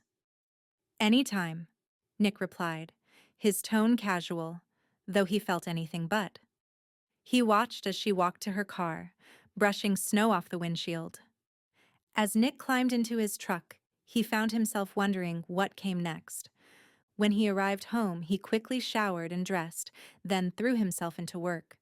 His garage workshop at the house didn't have the tools he had at his shop in town, but it was enough to work on some smaller pieces. He had orders to get out in just a few days if he was going to keep his promise of arrival by Christmas. He dove into the project, trying to ignore the nagging thoughts swirling in his head. Working with the wood helped keep his hands busy, but his mind kept wandering. Ivy Sinclair. He hadn't expected to spend the night snowed in with her. He hadn't expected her to be funny or vulnerable. He certainly hadn't expected to enjoy her company. Nick scowled and drove a nail into a piece of wood a little harder than necessary. Maybe he was reading too much into it. They'd spent one night together. Big deal. It wasn't like they were suddenly best friends. Still, the memory of Ivy laughing as they searched the storage room, or the way she had looked sipping hot cocoa with little marshmallows, refused to leave his mind. He shook his head and focused on his work. Christmas was coming fast, and there was too much to do to get distracted. Besides, Ivy would be gone before long, and he could get back to life, like it was before she came back. The next evening, Nick the senior center was buzzing with activity when Nick walked in. The sound of singing voices warming up and the clatter of chairs being arranged echoed through the hall. Jenna had roped Nick into joining the Christmas caroling tonight. She had a knack for organizing anything with music or drama, and for signing him up without asking. He was only half paying attention when he spotted Ivy. She was at the front of the room, talking animatedly with a group of elderly residents. Nick paused, momentarily caught off guard. She hadn't said anything about coming tonight. Maybe it was a last-minute decision? He shook his head. She didn't have to tell him her entire schedule. Still, he would never have guessed she would show up for caroling.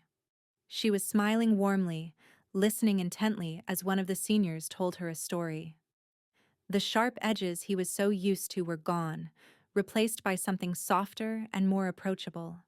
He stepped closer and was about to say hey when Jenna clapped her hands to get everyone's attention. "Okay, everyone, let's start with an easy one. Jingle bells. No excuses. If you know the words, you're singing." The seniors gathered into the room, and soon it was filled with laughter and song. Even Nick found himself humming along, though he kept to the back of the room. No one wanted to hear him singing anything. Jenna continued leading the songs, taking requests from the residents. Without warning, Jenna turned and asked Ivy to lead. Ivy seemed surprised but nodded and started a solo of Silent Night. Her voice was clear and melodic. Nick felt a strange tightening in his chest as he listened. "She's good, huh?" his sister whispered, nudging him. Nick nodded, unable to tear his eyes away. After the caroling, Nick found himself walking alongside Ivy toward the town diner. Neither of them had planned it, but the flow of people seemed to push them in the same direction. They slid into a booth, the warm glow of the diner's Christmas lights making the space feel cozy. "You're surprisingly decent at caroling," Nick said as they looked over the menu. "Surprisingly decent?" Ivy arched an eyebrow. "High praise coming from you." He smirked. "I call it like I see it."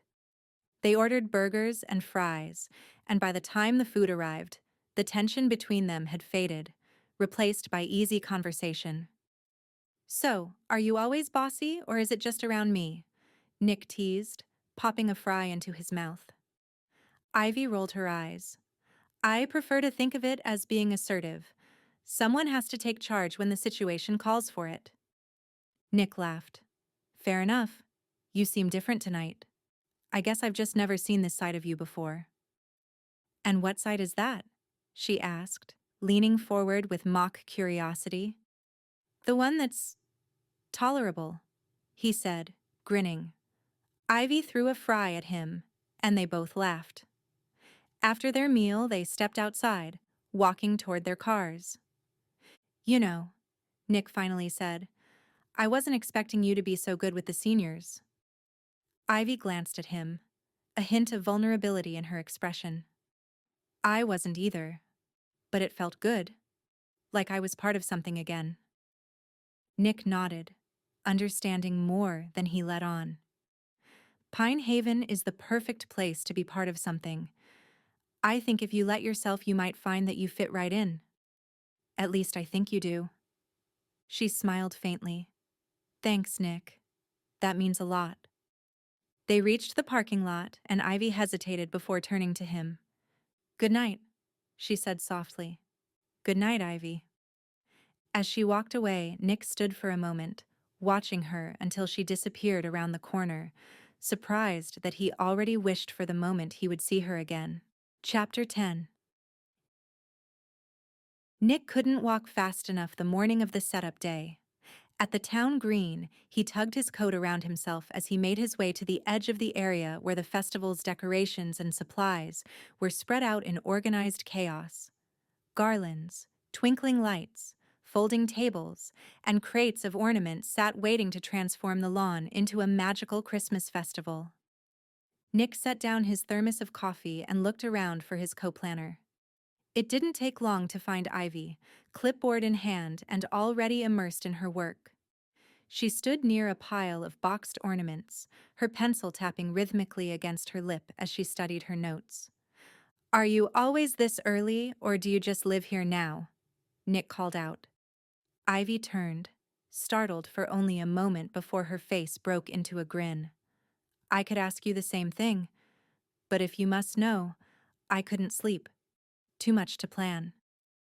Nick smiled, pulling his gloves off and stuffing them into his jacket pocket. Planning's all well and good, but you might want to leave some of that thinking for the rest of us. Gotta keep the volunteers feeling useful. Don't worry, Ivy replied, narrowing her eyes playfully. I've got plenty of tasks to keep everyone busy, including you. Within the hour, volunteers trickled in, chatting excitedly as they got to work.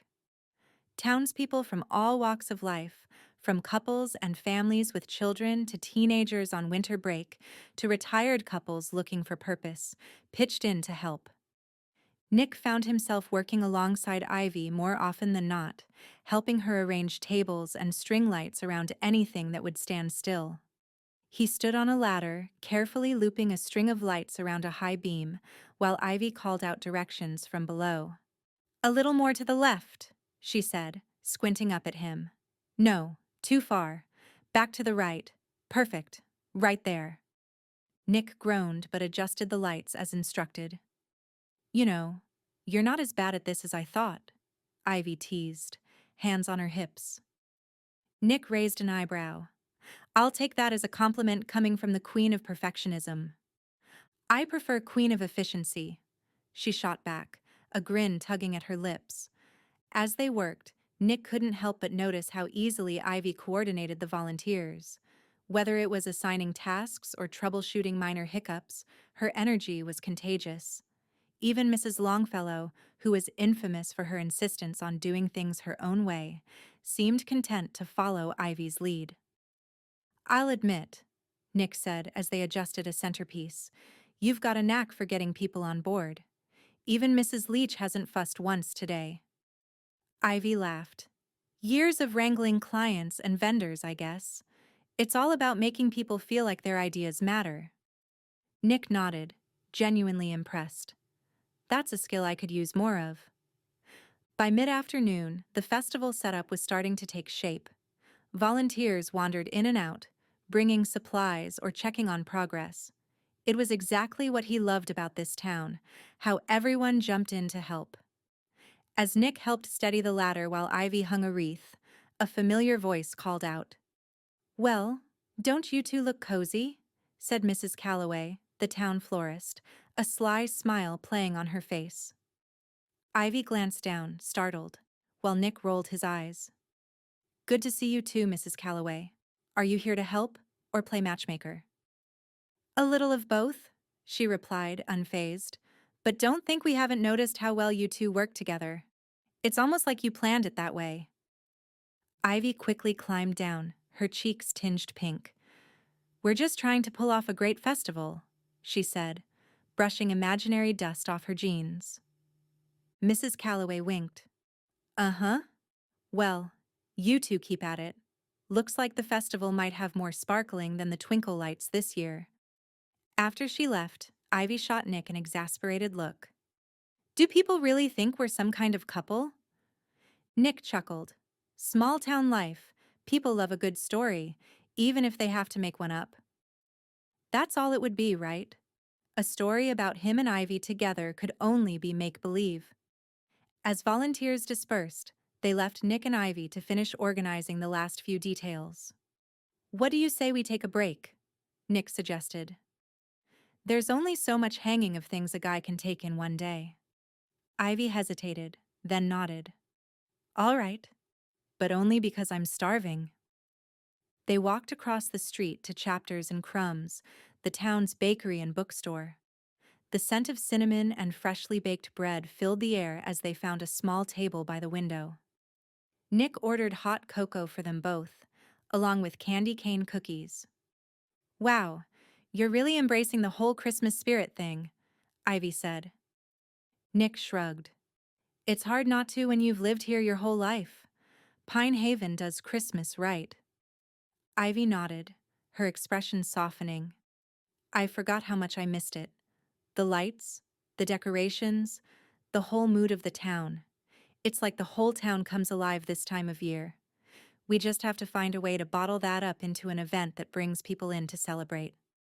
Ivy's eyes lit up as she mentioned the planning, and Nick found himself drawn to the passion in her voice.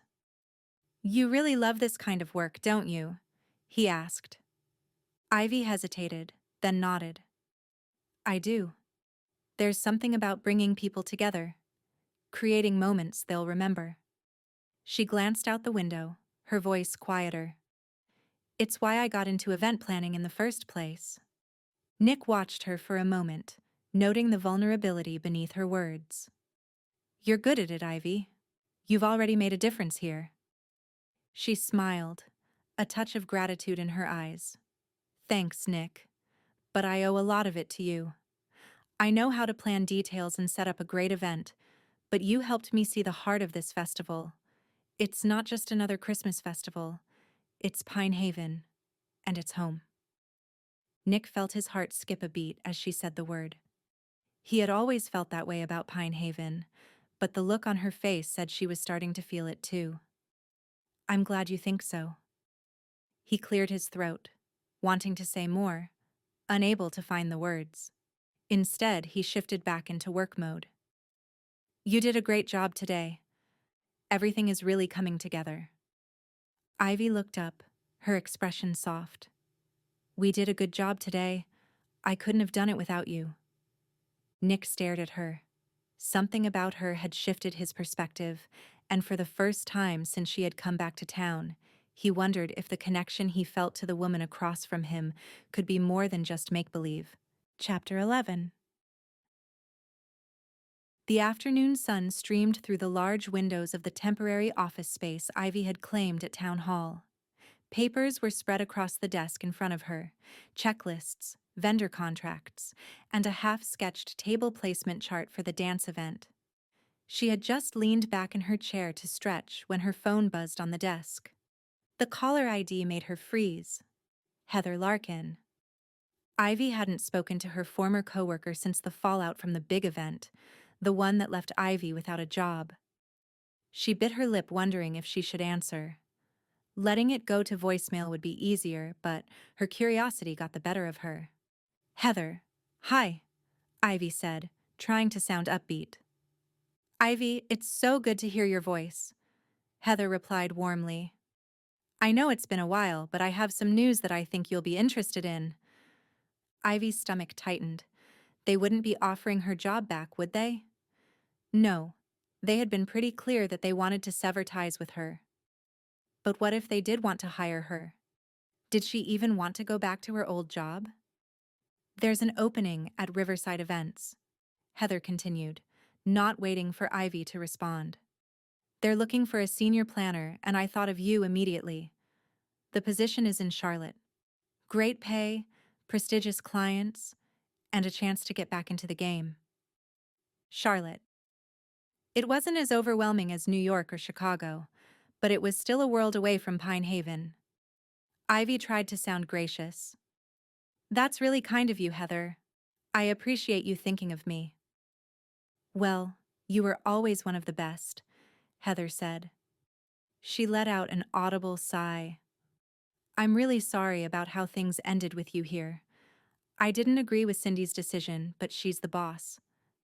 I feel like the least I can do is keep my ears open for you about other opportunities.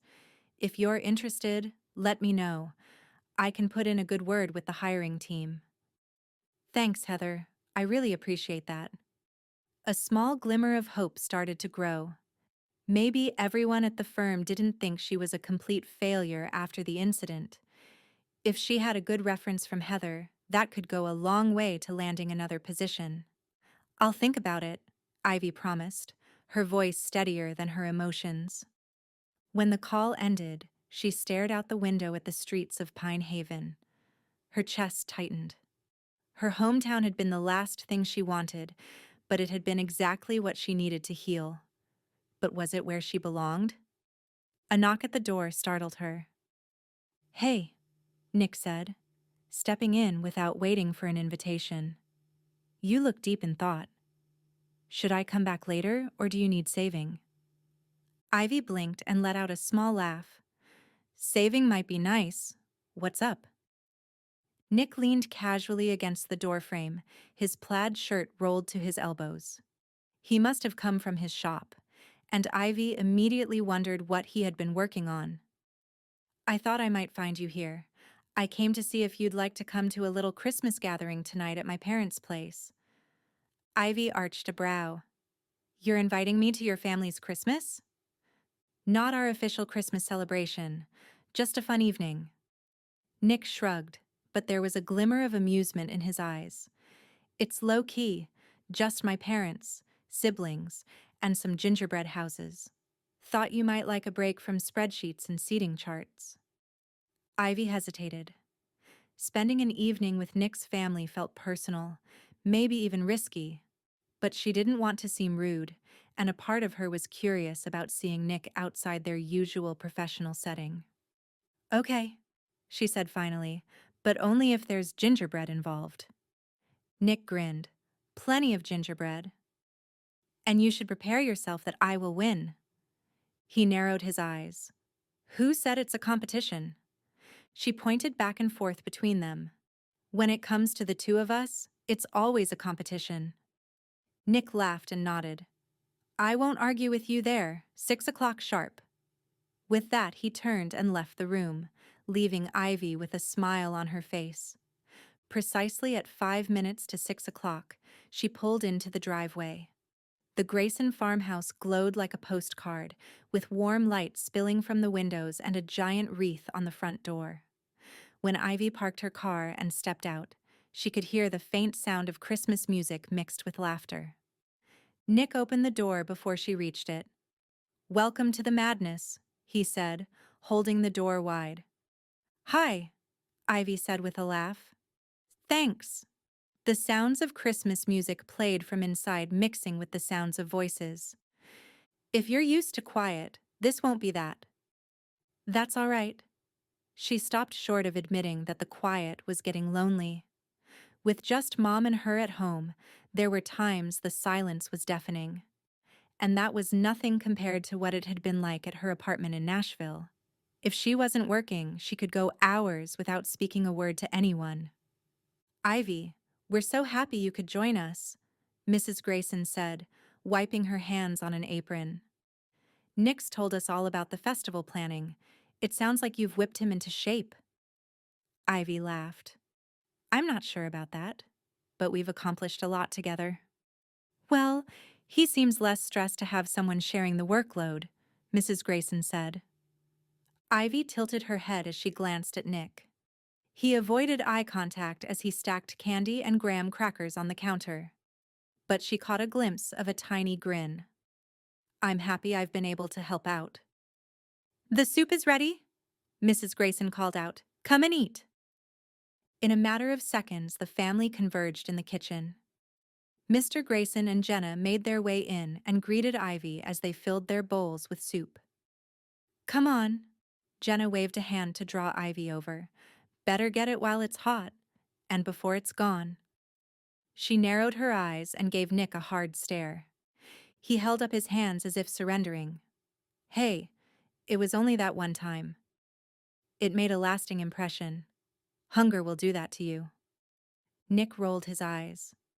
"Once Mom made soup and left me and Jenna home while she went to a meeting. Dad was out of town, so I was supposed to watch her." He shrugged. "I thought she had already eaten." "So you ate a whole pot of soup?" Ivy's eyes grew wide. "I was a teenage boy. I could have eaten 2 of them and still had dessert." Ivy covered her mouth as she giggled. "I can't believe you did that to your sister." "Me either." Jenna poked out her bottom lip in a pout. "But now I know to be the first in line for soup." Ivy scooted across the room and picked up a bowl. "I'll take your advice. There's nothing like homemade soup."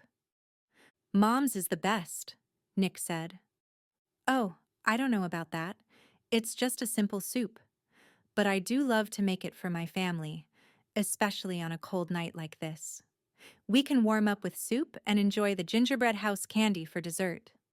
Nick's mom clapped her hands together. After everyone had fixed a bowl of soup, they gathered around the kitchen table. "Let's pray before we eat," Mr. Grayson said.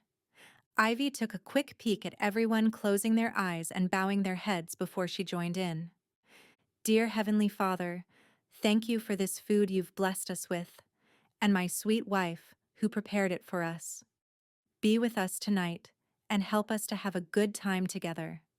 And help us to remember the real reason we celebrate this Christmas season, and that's Jesus. We're grateful he came here as a baby to rescue us. Amen." "Amen" echoed from the others as Ivy bit her lip. It had been a long time since she had been part of a family prayer. She smiled as she looked up. It was cozy and sweet, and she had to admit to herself that she liked it. Maybe a little too much. She wasn't supposed to be falling for this small town and the people in it. Those thoughts drifted away as she joined in the laughter and chatting as they ate their soup. In a matter of minutes, Nick put his bowl in the sink and rubbed his hands together. "All right, who's ready for gingerbread houses?" His mom grinned at his enthusiasm. "I'll get out the icing."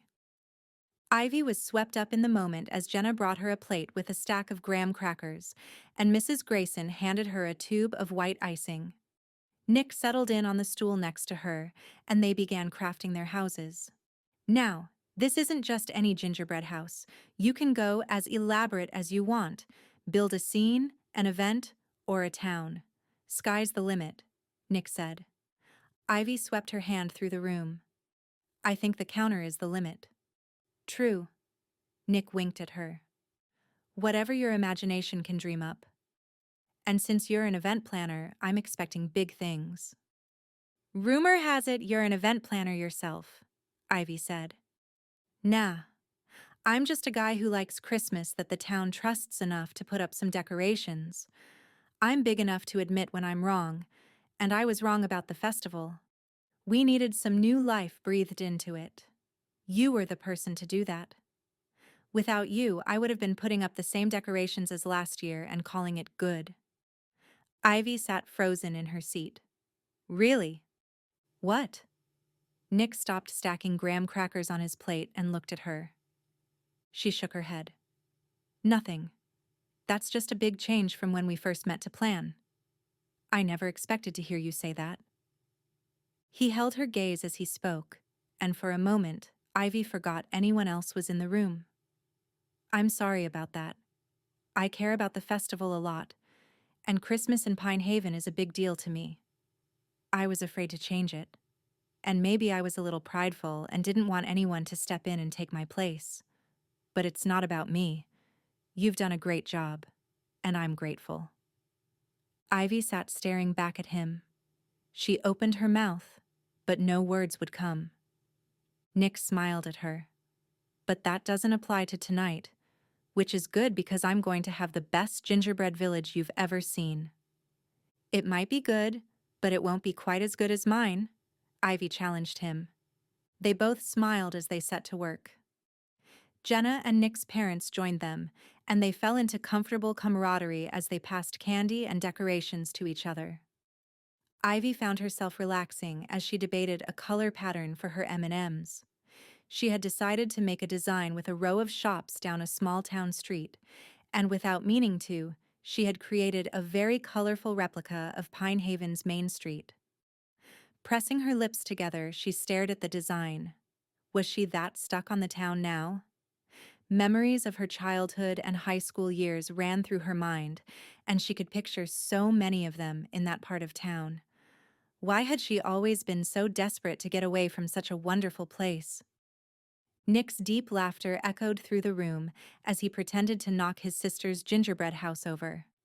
She playfully swatted at his hand and warned him to stay on his side of the counter. For a moment, Ivy watched him. He was so at ease here, surrounded by his family who clearly adored him. This wasn't the sharp, slightly gruff planner she'd sparred with over festival details. This was Nick in his element. Comfortable, teasing, and joking, while also being kind and caring.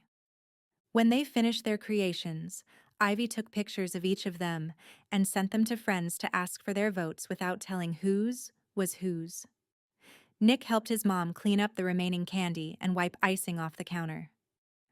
Jenna pulled Ivy into the living room. "We'll leave the cleanup to them." "Are you sure we should? I feel like I should help." "Nah, they've got it covered. We'll sneak away for some girl talk, and you can tell me what it's really like to work with my brother." Jenna took a seat on the couch and patted the seat beside her for Ivy to do the same. Ivy let out a nervous laugh. "Well, it's not exactly like I expected. And at first I thought we were going to be at each other's throats the entire time, but it's worked out all right." Jenna pressed her lips together and raised her eyebrows.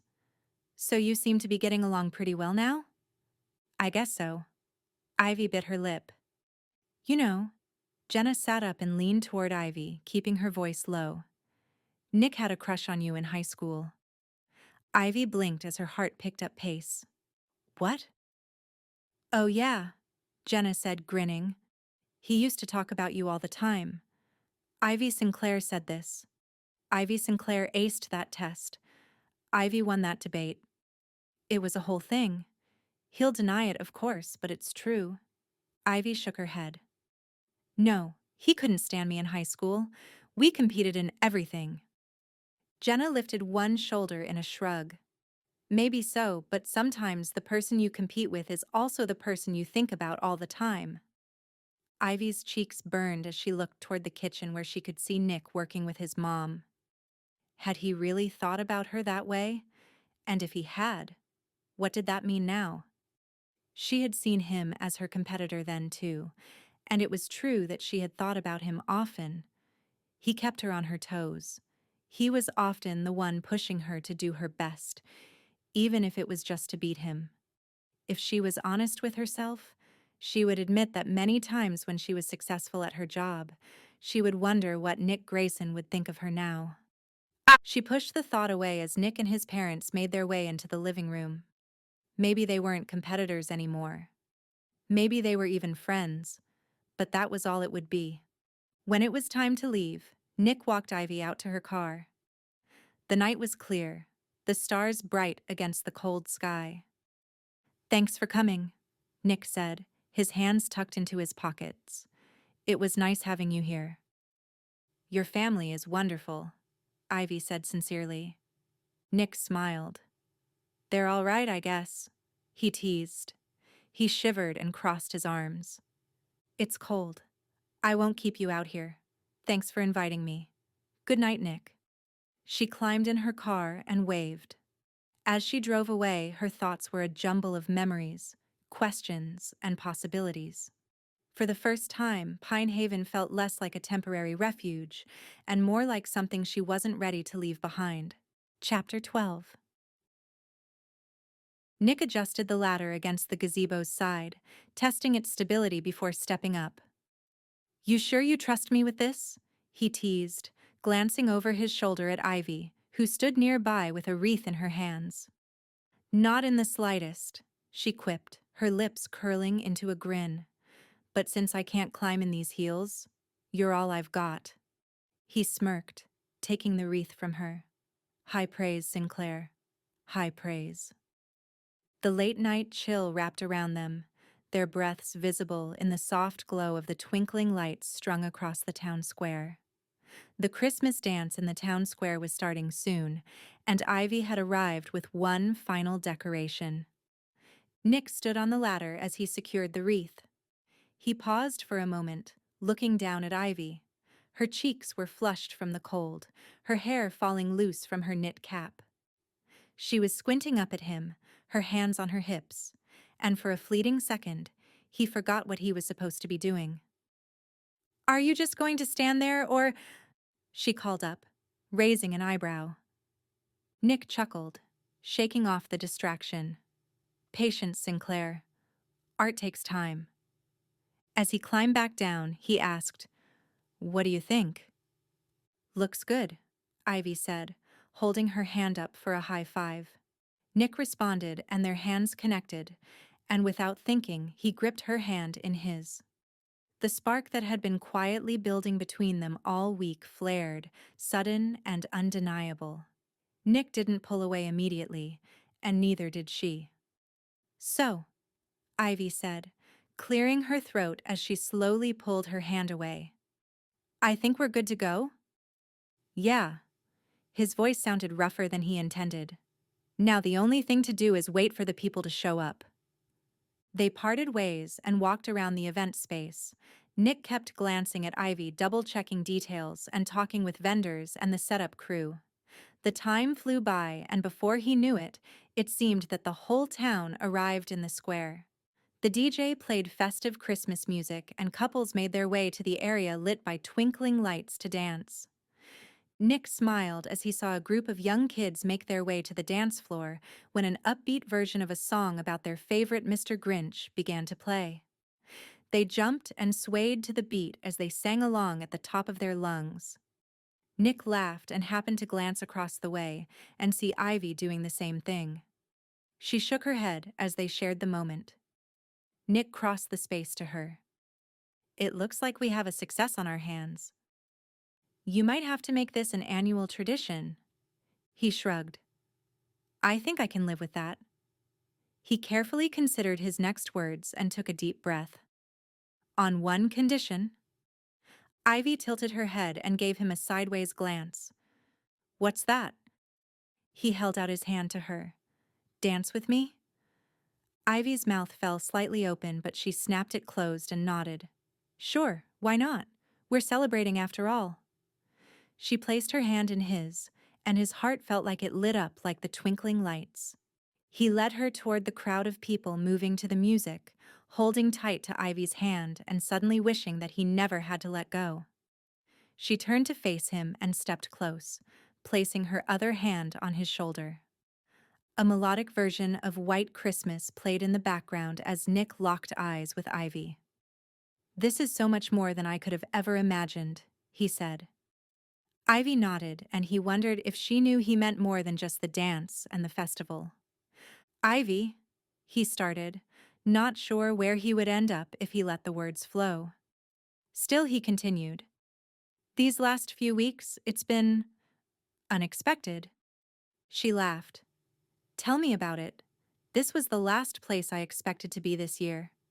And when I came home, I thought I might hide out at my mom's house until New Year's, which I might have if it hadn't been for getting roped into planning. I'm glad you came out from hiding. Nothing about this Christmas would be the same without you." "Do you really think so?" He nodded. "Not just the decorations or the dance." He paused and cleared his throat. "Do you remember the election program we did our junior year?" Ivy wrinkled her nose. The one where we were supposed to give speeches about how we would run the town if we were mayor? Yes. You had a video and a three-dimensional model of new buildings for the town. Of course I remember that. But you don't. Because you got sick and never made it. He shook his head. I do remember it because I was there. In the back. I was a terrible shade of green and might have had a fever. But I convinced my mom to wrap me in a coat and promised her I wouldn't breathe on anyone if she would sneak me in. Ivy's eyes grew wide. Why? You couldn't even compete. I didn't want to miss your speech. No, she said in a whisper. It was worth it. You were amazing. Watching you launch a plan and talk about your dreams and how you would accomplish them was amazing. I know we always competed, and to be honest, I loved it. I loved knowing I had to do my best because you were always there to push me. Without you, I could have won, but I wouldn't have worked so hard for it, and I might have taken it for granted. But every time you were there, I knew I was earning every win, and if I lost, then you were the better one. He lowered his gaze and took a deep breath.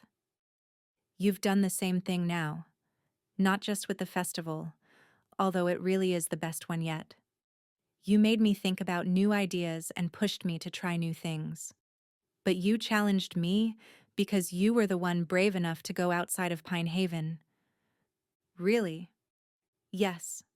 I never wanted to leave, and I still don't. Pine Haven is home and I want to stay here, but I know now that I can do more. I've finally done something that people have been telling me to do for years. My woodworking is well known here and in a couple of surrounding towns. I do enough, but I've been thinking about more. Really? There was an online contest for one of those home design TV shows. I got a flyer in the mail for it several months ago, but I didn't think anything of it. I like what I make, but it's not the most amazing thing. Surely there are people who do better work than me and would be great on one of those shows. Ivy stopped swaying to the music and playfully slapped his arm. Nick, why would you think that? Your work is amazing. You should definitely enter the contest. He shook his head. That's the thing. I think I didn't want to do it because I was just content here and didn't see the need to do anything more.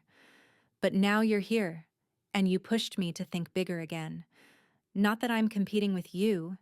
It's not the same as high school. It's just that I see how you left and went after your dream, and I want to dream bigger and think outside of the small life that I've settled into. Ivy gave him a half-hearted smile. That's great. You absolutely should dream big. She sighed. But I'm not the one you should be looking to. I went out and thought I could do it all, and now I'm back here with no plans and no future. Nick reached down and hooked his index finger under her chin until she met his gaze. That's not true. You've had one door close, but you have a future open to so many possibilities. You just have to look at things differently. Ivy blinked rapidly and Nick moved his hand. Thanks, she said. Maybe you're right. I just need to move on to the next thing. I thought I would have an idea what that might be by now. It's okay. Nick smiled. You don't have to have all the answers yet. Just be open to new options. The song ended, and Ivy pulled her hand away and stepped back. Thanks for the dance. I need to check on the food. Sure, I'll go with you. They made their way toward the food tables and the archway that served as an entryway to the wonderland they had created in the square. What is that on the archway? Ivy asked, narrowing her eyes. They both moved closer to inspect the greenery that hung down from the center. Something must have come loose, Nick said. I can get the ladder and fix it. Ivy continued underneath and stood looking up at the top. Oh, she said, her mouth falling open. It's mistletoe. Nick followed her gaze and spotted the sprig hanging innocently above them. He chuckled. Someone must have put it there as a joke. As the words tumbled out of his mouth, he looked down at Ivy and his thoughts changed suddenly. You know, there's a tradition about that. Ivy rolled her eyes but didn't move.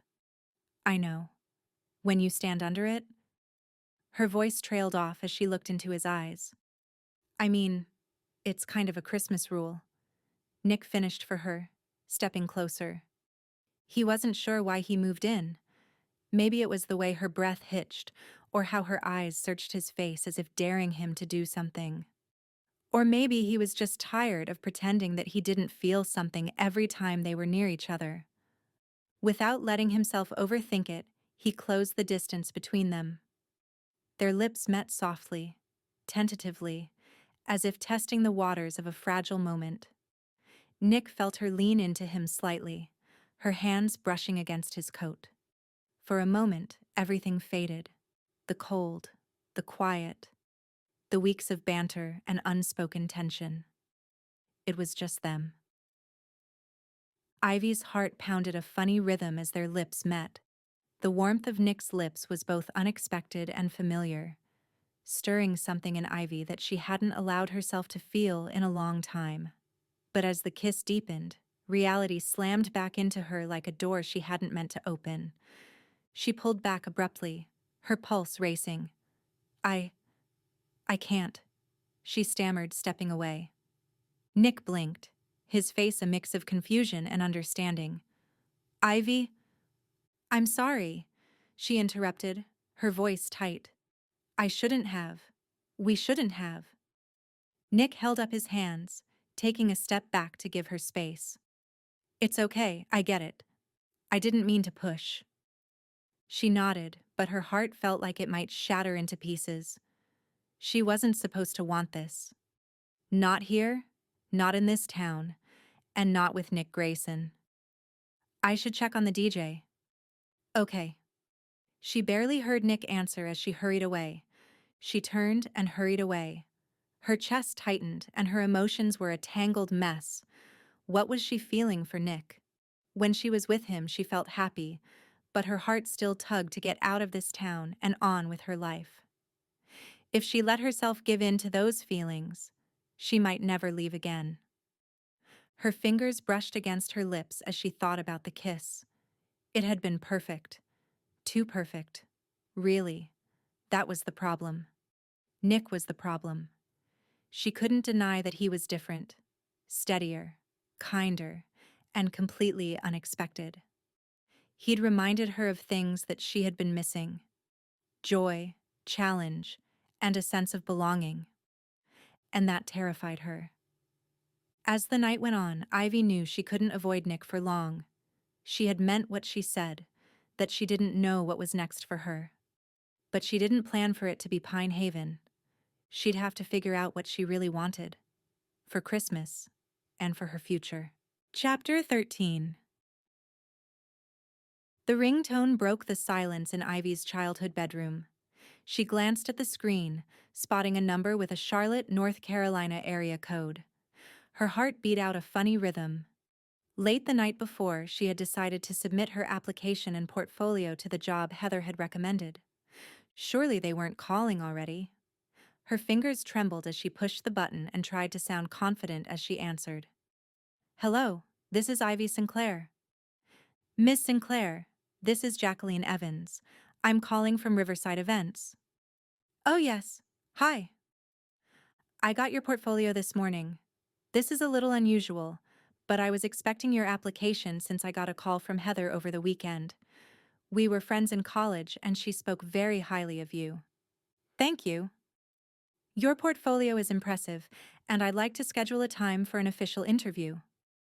Wow, thank you. The thing is that I'm going on maternity leave in January, but we want to hire someone.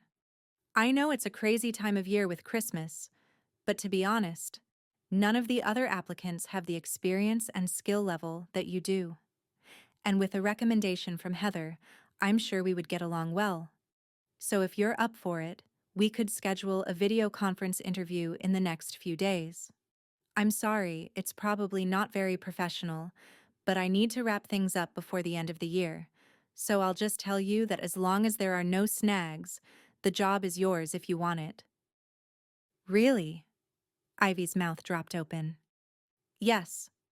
To tell you the truth, I should have hired someone a month ago, but we haven't had any applications that I was really excited about. This position will work directly with me and will fill in for me while I'm out on maternity leave for 6 weeks. I really need someone who can run an event without a lot of hand-holding, so I don't have time to train a total beginner. Ivy nodded enthusiastically. Yes, I can do that. I've run a number of events on my own, and if we can get up to speed over the phone, I'm sure I can handle it. Wonderful.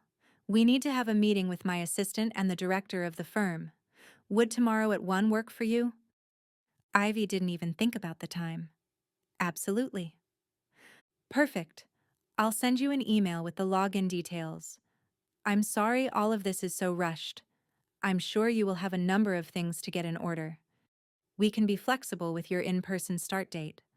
But if you can start the first week of January remotely, we can send training information and onboarding to you while you work on relocating. Relocating. Would she really be ready to move to North Carolina in just a couple of weeks? Ivy shook her head to get rid of the thought. Of course she would. That was her plan, right? To get out of Pine Haven after the start of the year. This was exactly what she had been looking for. So why was her stomach in a knot? Sure, that sounds exciting. I just have some things I need to wrap up here. Of course. We'll talk tomorrow at the meeting.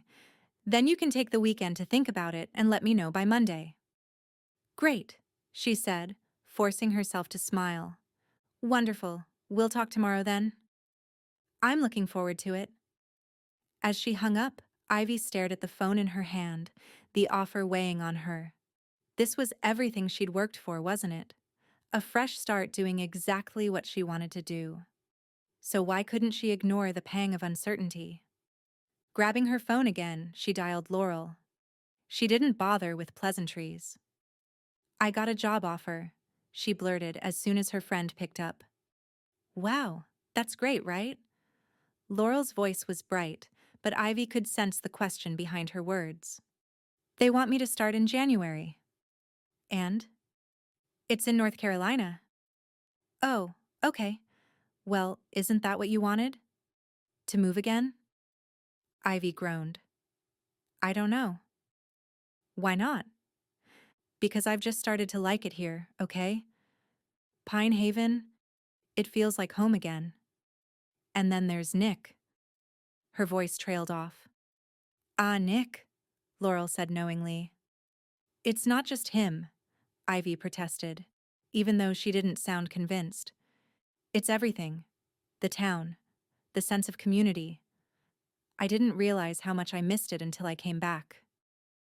Sounds to me like you've got a choice to make, Laurel said.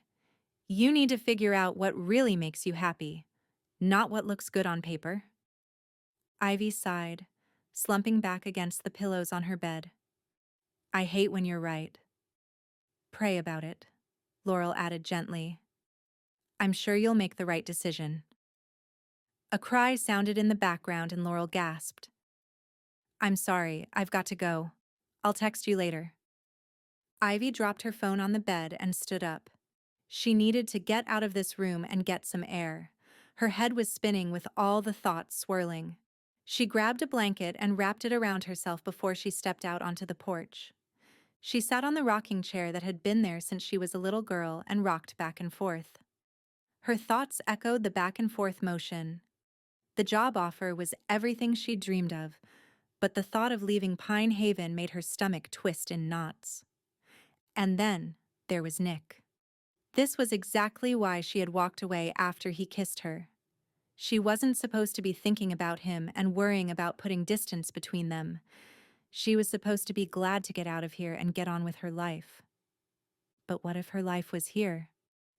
God, she whispered, staring up at the sky. What am I supposed to do? I feel more lost than when I came back to town with no job and no relationship. For a moment, all was silent. Nothing had changed, but a quiet whisper in her soul told her that God would show her the answer at the right time, and it filled her with a strange sense of peace. Maybe the answer wouldn't come all at once, but for now, she would wait and see where the next step led her. Chapter 14. Ivy walked with purpose toward the town hall, carrying one final box of decorations. She tried not to think about how familiar this walk was becoming, along with everything else in town. Passing people and waving as they greeted her brought a smile to her face, but also a pain to her heart at the thought of leaving. As she passed by an office, voices carried into the hallway. Ivy slowed her steps when she recognized one of them. Nick Grayson's deep, steady tone was unmistakable. She caught a glimpse of him, talking with Mr. Tisdale, one of the city council members. Ivy quickly backed away before either of them saw her. She hesitated, not wanting to interrupt, but it was hard not to hear their conversation. "You've done a great job, Nick," Mr. Tisdale said warmly. "Everyone is saying this is the best Christmas in years. You deserve credit for pulling this together." Ivy felt a flicker of encouragement, and she leaned in, sure she would hear Nick add her to the accomplishment. He had been so generous the last few days, encouraging her about her ideas and contributions to the event. Nick was quiet for a moment. "Well," he finally said, "it's been a lot of work, that's for sure. But it's all worth it to see the town ready to celebrate together." Ivy's chest tightened as the words sank in. No mention of her effort, the hours spent brainstorming every detail, and how they had worked together on everything. Her stomach churned. Of course, Nick would take the credit. He had always been competitive in high school, and apparently, some things never changed. Ivy clutched the box of decorations tighter, her knuckles whitening. Without waiting to hear more, she turned and walked to the conference room. Ivy set the box down on the table with a thud. She huffed out an angry breath. She had let herself believe Nick was different now, that the rivalry and one-upmanship of their teenage years were behind them. But she had been wrong. Maybe this was the sign she needed, that it was time for her to move on. Ivy pulled out her phone and stared at it, her thumb hovering over the screen. The interview with Riverside Events had gone perfectly. Jacqueline had messaged her afterward to say the job was hers if she wanted it. She had been holding off on an answer, unsure if she wanted to leave Pine Haven just yet. With a deep breath, she tapped the number and brought the phone to her ear. "Jacqueline? Hi, it's Ivy." Jacqueline's cheerful voice greeted her. "Ivy, glad to hear from you. Have you made a decision?" "Yes," Ivy said, her voice steadier than she expected. "I'd like to accept the position." "That's wonderful. Oh, I'm so excited to work with you," Jacqueline said, then launched into a detailed explanation of the next steps. Contracts, relocation arrangements, a start date. Ivy barely heard her. All she could think about was wondering if this was the right decision. As Jacqueline spoke, Ivy paced the room, thinking about her suitcases at her mom's house. She hadn't unpacked most of it. It would be easy to repack. Too easy. "Perfect," Jacqueline said, her voice breaking through Ivy's thoughts. "We'll send over the paperwork. Welcome to the team, Ivy." Ivy smiled and thanked her before ending the call. She tried to focus on the excitement of the new adventure ahead, instead of what she would be leaving behind. The town she was just warming up to, and her mom who would be disappointed to see her go. And then there was Nick. She pushed the thought away, but it crept back in. Despite her anger, she couldn't stop thinking about the moments they had shared, the laughter, the teamwork, the unspoken connection. But it had only been a few weeks. Maybe the time they spent together was only because of the festival, and it wasn't a real connection between them. The memory of that conversation with Mr. Tisdale echoed in her mind. If Nick wanted all the credit, he could have it. She didn't need a connection to him and the town to keep her away from the job she had been offered, the job she wanted. Ivy sighed, closing her eyes. A small voice inside her said she knew this was an excuse. It was what she had to tell herself to feel okay about leaving. She had made her decision. All that was left now was to see the festival through to the end and leave without looking back. Chapter 15. The Pine Haven Christmas Festival was everything they had hoped it would be and more. Strings of white lights crisscrossed the square, casting a warm glow over the booths containing games, activities, and crafts. Laughter and conversation filled the air, mingling with the cheerful strains of Christmas music. Nick stood near the cocoa booth, scanning the crowd for Ivy. She had been a whirlwind all evening, darting from one station to another, ensuring that everything went off without a hitch. But she hadn't spoken to him beyond quick, polite acknowledgments. He wasn't sure what had happened to put space between them. Maybe he had taken things too far with the kiss under the mistletoe. Since this morning, he had tried calling and texting her with no response. She was avoiding him. He knew it, and the knot in his chest tightened with every passing minute. He spotted her near the game booths, clipboard in hand, talking to a volunteer. Nick took a deep breath and crossed the square toward her. "Ivy!" he called out, catching her just as she turned to leave. She froze for a moment before looking at him, her expression guarded. "Hey, Nick, I really can't stop right now. I'm busy." He stepped in front of her, blocking her path. "I know you are, but we need to talk." Her eyes flicked to the bustling crowd behind him. "Not now, Nick. Go enjoy the festival. I'm not going anywhere until we clear the air." His tone was firm but quiet enough not to attract attention. Ivy sighed, her grip tightening on the clipboard. "Fine. Make it quick." Nick gestured to a side of the square where it was quieter. Reluctantly, she followed him. When they stopped, he turned to face her. "What's going on? I sent you several texts and called, with no answer. And tonight you won't even look at me. Did I do something wrong?" She crossed her arms over her chest, her jaw tightening. "I overheard your conversation with Mr. Tisdale." Nick frowned, trying to recall. "What conversation?" Her voice wavered as she said, "The one where he told you great job on the festival and said you deserved all the credit. You didn't correct him, Nick. You just let him believe it was all you." Realization dawned on his face, followed quickly by regret. "Ivy, no, that's not what I—" "You didn't even think to mention me," she interrupted, her voice rising. "After everything I did to help, you just stood there and let him praise you like you did it all yourself." Nick raked a hand through his hair. "Ivy, it wasn't like that. He caught me off guard, and I didn't know how to respond in the moment. I was planning to thank you in my opening speech tonight, to make sure everyone knew how much of this was your work."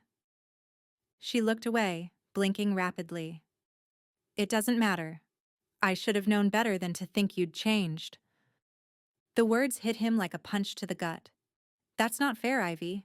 I'm not the same guy I was in high school. You've seen that." "Have I?" She shot back, her voice trembling. "Because it feels like I fell for the same Nick who always had to win, no matter what." Nick's heart clenched. "Ivy, I'm sorry. I should have spoken up at the moment, but that doesn't mean I don't appreciate everything you've done. You're the reason this festival is so incredible. Everyone can see it." Her shoulders sagged slightly, but the hurt in her eyes remained. "It doesn't matter anymore. I was going to tell you later, but I might as well get it over with. I'm leaving." He stepped backwards as if she had struck him. "What?" "I got a job offer. I'm leaving town the day after New Year's." "Ivy, please, let me talk." She held up her hand. "It's already decided." "But I thought—" He paused and waited for her to look him in the eyes. There he saw it. "You thought what?" "I thought there was something between us. We've spent so much time together, and I know the connection between us is real." She bit her lip and took a breath, but she didn't look away. Nick took a step closer, lowering his voice. "Ivy, I get it. I've been scared too. But working with you on this festival has shown me how amazing you are, not just your creativity, but your heart, your kindness. I haven't stopped thinking about you since the day you came back to Pine Haven." Her breath hitched, and for a moment, he thought she might let him in. but then she shook her head. I need to think, she murmured, her voice barely audible over the sounds of the festival. Nick nodded, his expression somber. Take all the time you need, Ivy.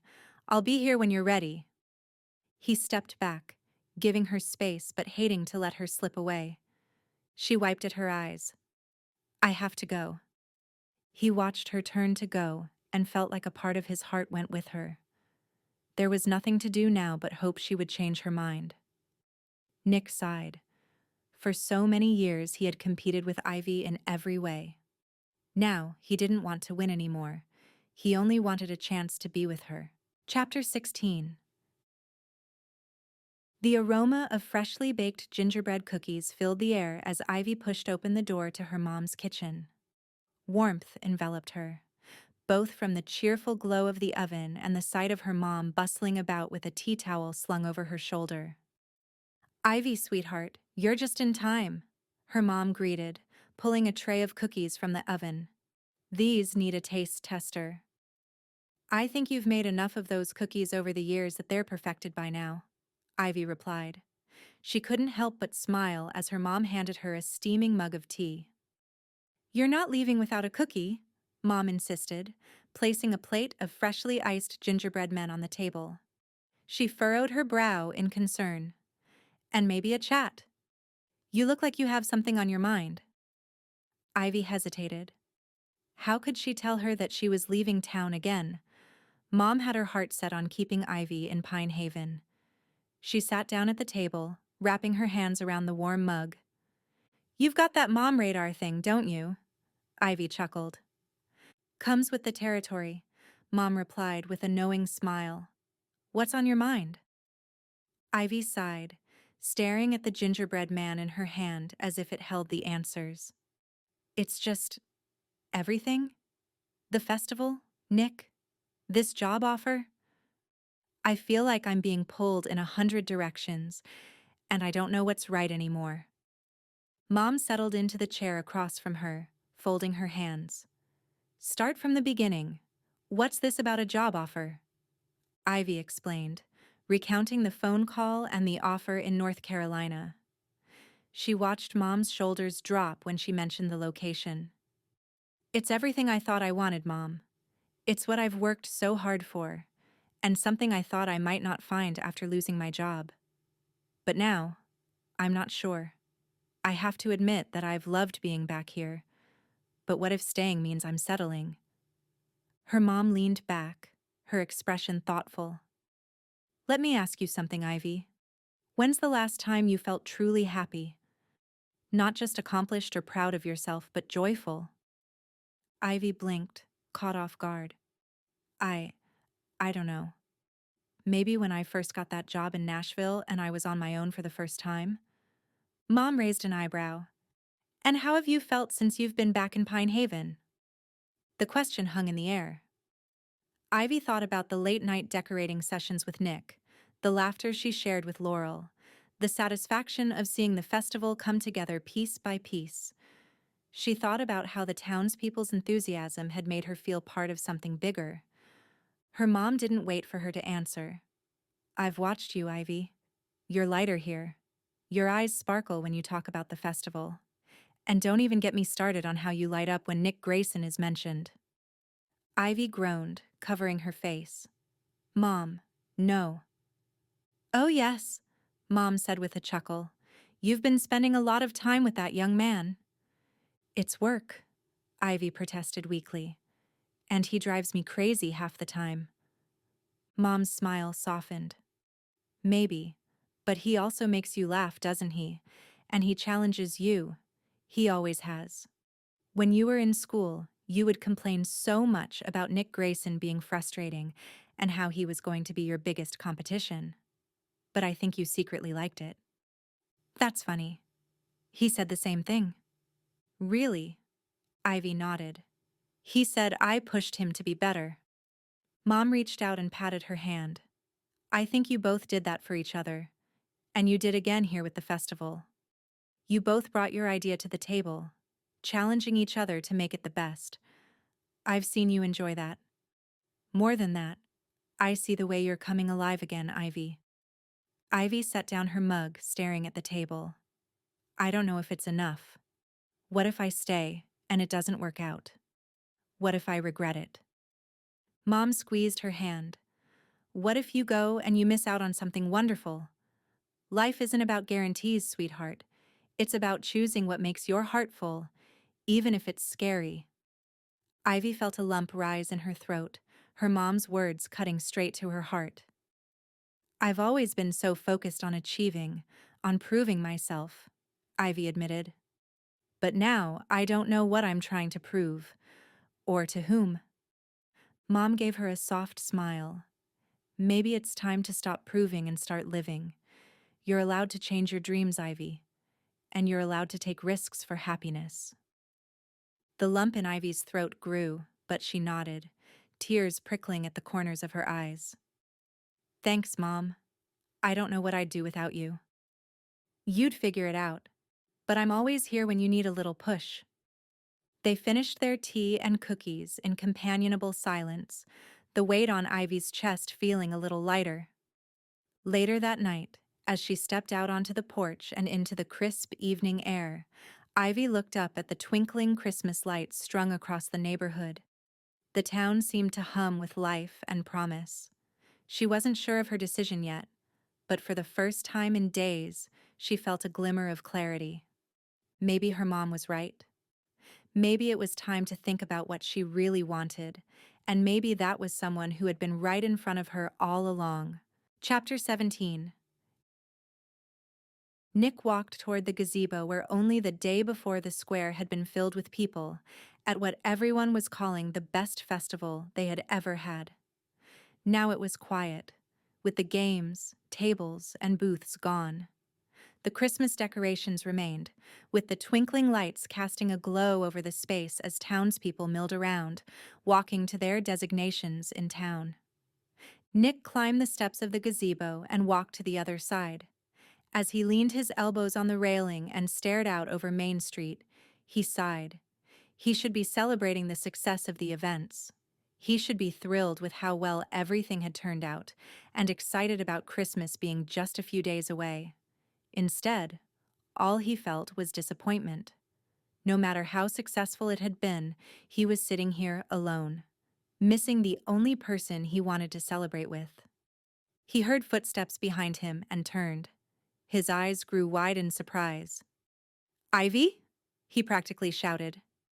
She walked towards him. "Hi, Nick." He smiled, closing the distance between them. "What are you doing out here?" "Looking for you," she admitted, her voice trembling. "I need to talk to you." He furrowed his brow. "How did you know I would be here?" "I just had a hunch you would come by to check on things. Besides, you've been here every day since I've been back." He chuckled. "That's true." Ivy took a deep breath. "I've been doing a lot of thinking. About this town. About you. About my future." Nick tilted his head. Could that mean what he hoped it did? "And I realized something," she continued, her words rushing out now. "I've been running, trying to get out of this town, thinking that I could do better. But I don't know why. I think I was really running from what I was afraid of wanting." She stepped closer, meeting his gaze. "But being back here, working with you, seeing the way you care about this town, and about me, I've realized I don't want to leave.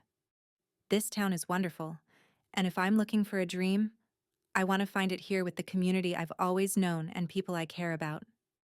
Nick's breath hitched, his eyes widening. "Ivy." "I'm staying," she interrupted, her voice firm but soft. "Not because I'm settling or giving up, but because I've found something here. Something I didn't know I was looking for." Nick reached out, his fingers brushing hers. "Are you sure?" She nodded, tears stinging her eyes. "Yes." His heart leapt with the possibility of what that meant for them. Slowly, he reached into his coat pocket. "I have something for you," he said, pulling out a small box. "I thought that I had missed my chance to give it to you." He held it out to her. Ivy opened the lid, revealing a simple wooden ornament. It was a circle, carved with their initials and the year. I made this last week, Nick admitted, his voice low and steady. I didn't know if you would stay, and I knew that we hadn't made anything official between us. But I told you I had a new dream, and I hoped you would have this same one. It's a symbol of new beginnings, starting over from when we were in high school. For you, for me, for us, if that's what you want. Ivy's hand covered her mouth as she stared at the ornament, her emotions overwhelming her. Nick, it's beautiful. He smiled. Not as beautiful as you. She laughed softly, blinking as tears filled her eyes. You always know the right thing to say, don't you? I mean it, he said, his voice serious now. I've been falling for you all over again, Ivy, and I don't want to stop. She met his gaze, her own emotions mirrored in his. I don't either. Nick stepped closer, taking her in his arms. Ivy, I've been thinking a lot too. And the truth is, I've always wanted you. I know coming back here wasn't part of your plan, but I can't pretend anymore. I've missed you while you've been away. I've thought about you ever since you left. And when you came back, it just felt like everything was right again. Ivy brushed at a tear falling down her cheek. I feel the same way. I didn't want to be here, and I certainly didn't want to work with my high school rival. She laughed. But it didn't take long to feel like I was right where I'm supposed to be. She wrapped her arms around his neck. And with the one I'm supposed to be with. Nick cupped Ivy's face gently, his thumb brushing her cheek as their eyes locked, and the world around them faded to nothing. His lips met hers in a kiss that was tender yet electrifying, full of unspoken promises and newfound hope. Ivy's hands moved to his chest, his heart pounding as they melted together in the moment. When they finally parted, he rested his forehead against hers, smiling. A cheer rose from the crowd that had gathered in the square. Ivy laughed, hiding her face in Nick's chest as he chuckled. Well, I guess we're the talk of the town now, he said. Ivy looked up at him, her smile wide. I think I'm okay with that. Nick kissed her again, ignoring the clapping and whistling. As long as we're in it together, I'm good with anything. Epilogue. 6 months later. Ivy tapped a pen on her notebook as she checked off the items on her list. Now, we need to finalize the details for the summer festival. It's only a few weeks away. She paused and glanced around the office. The storefront on Main Street was empty when Ivy found it in January. It had been the perfect spot to transform into a space for her very own event planning firm. After a few months of renovating and getting the business set up, she now had a number of events under her belt. Don't forget to double-check the vendor permits, she reminded Leah, her assistant. You know how that one city council member likes to give us a hard time if we don't. She winked. Leah covered her mouth as she giggled. Afternoon, ladies, Nick said as he walked in the door. Oh, look who it is. I was just talking about you. Oh, really? Nick raised his eyebrows. Good things, I hope. We were just discussing the vendors' permits for the 4th of July festival.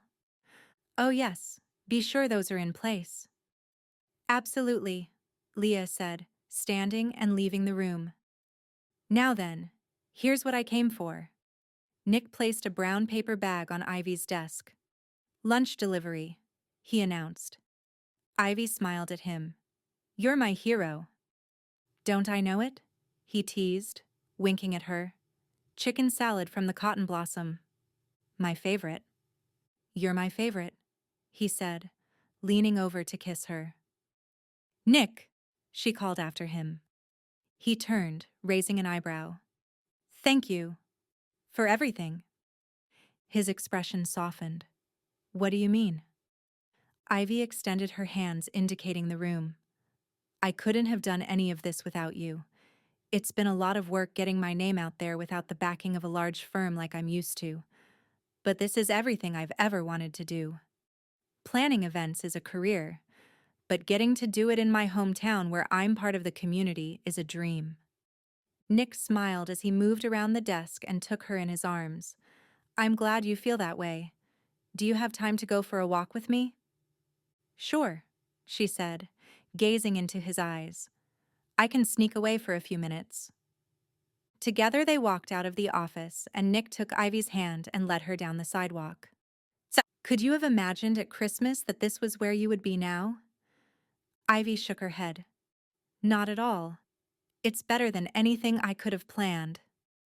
I don't know about that. You're a pretty good planner. She squeezed his hand. Thanks. She had been so caught up in walking hand in hand with him that she hadn't paid attention to where they were going. When she looked up, she realized they were in the green, almost to the gazebo.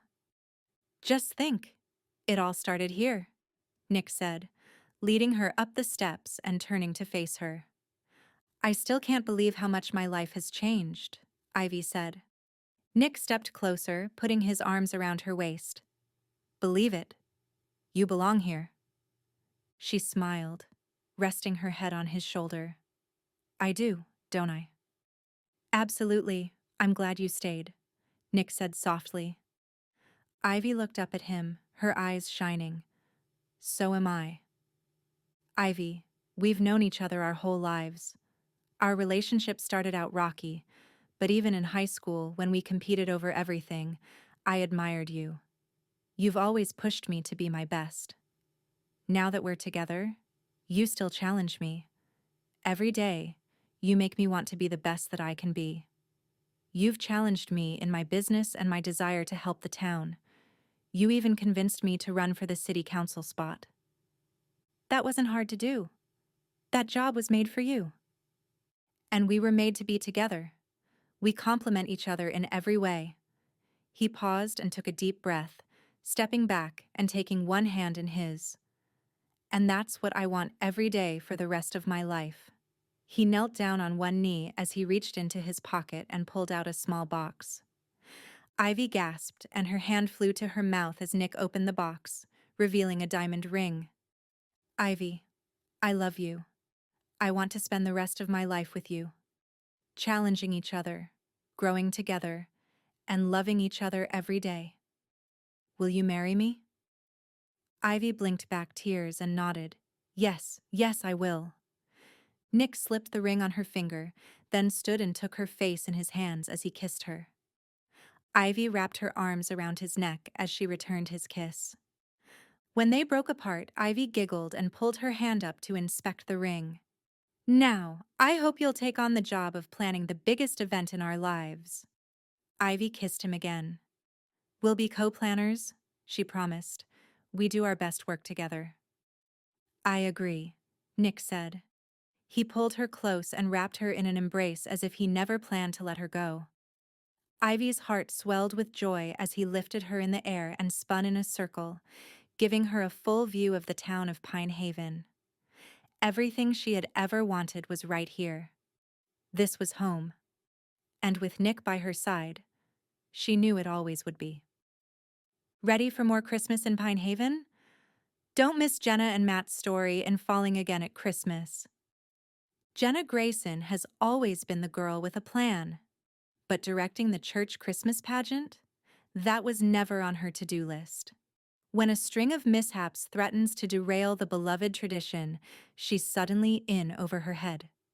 To her surprise and dismay, help arrives in the form of the boy she once secretly adored. Matt Reynolds can never forgive himself for leaving Jenna behind when he left for college. He spent years seeing her only as his best friend's little sister. After a few dates, he saw her very differently, but he hadn't been ready for a long-distance relationship. Now back in Pine Haven, Matt finds himself drawn to Jenna again, but the timing never seems right, until the pageant gives him a chance to step in. With the pageant hanging by a thread, Jenna and Matt must navigate their unresolved feelings while saving the show. Can they find a way to mend the past and discover that the best gift of all just might be a second chance at love? Order now.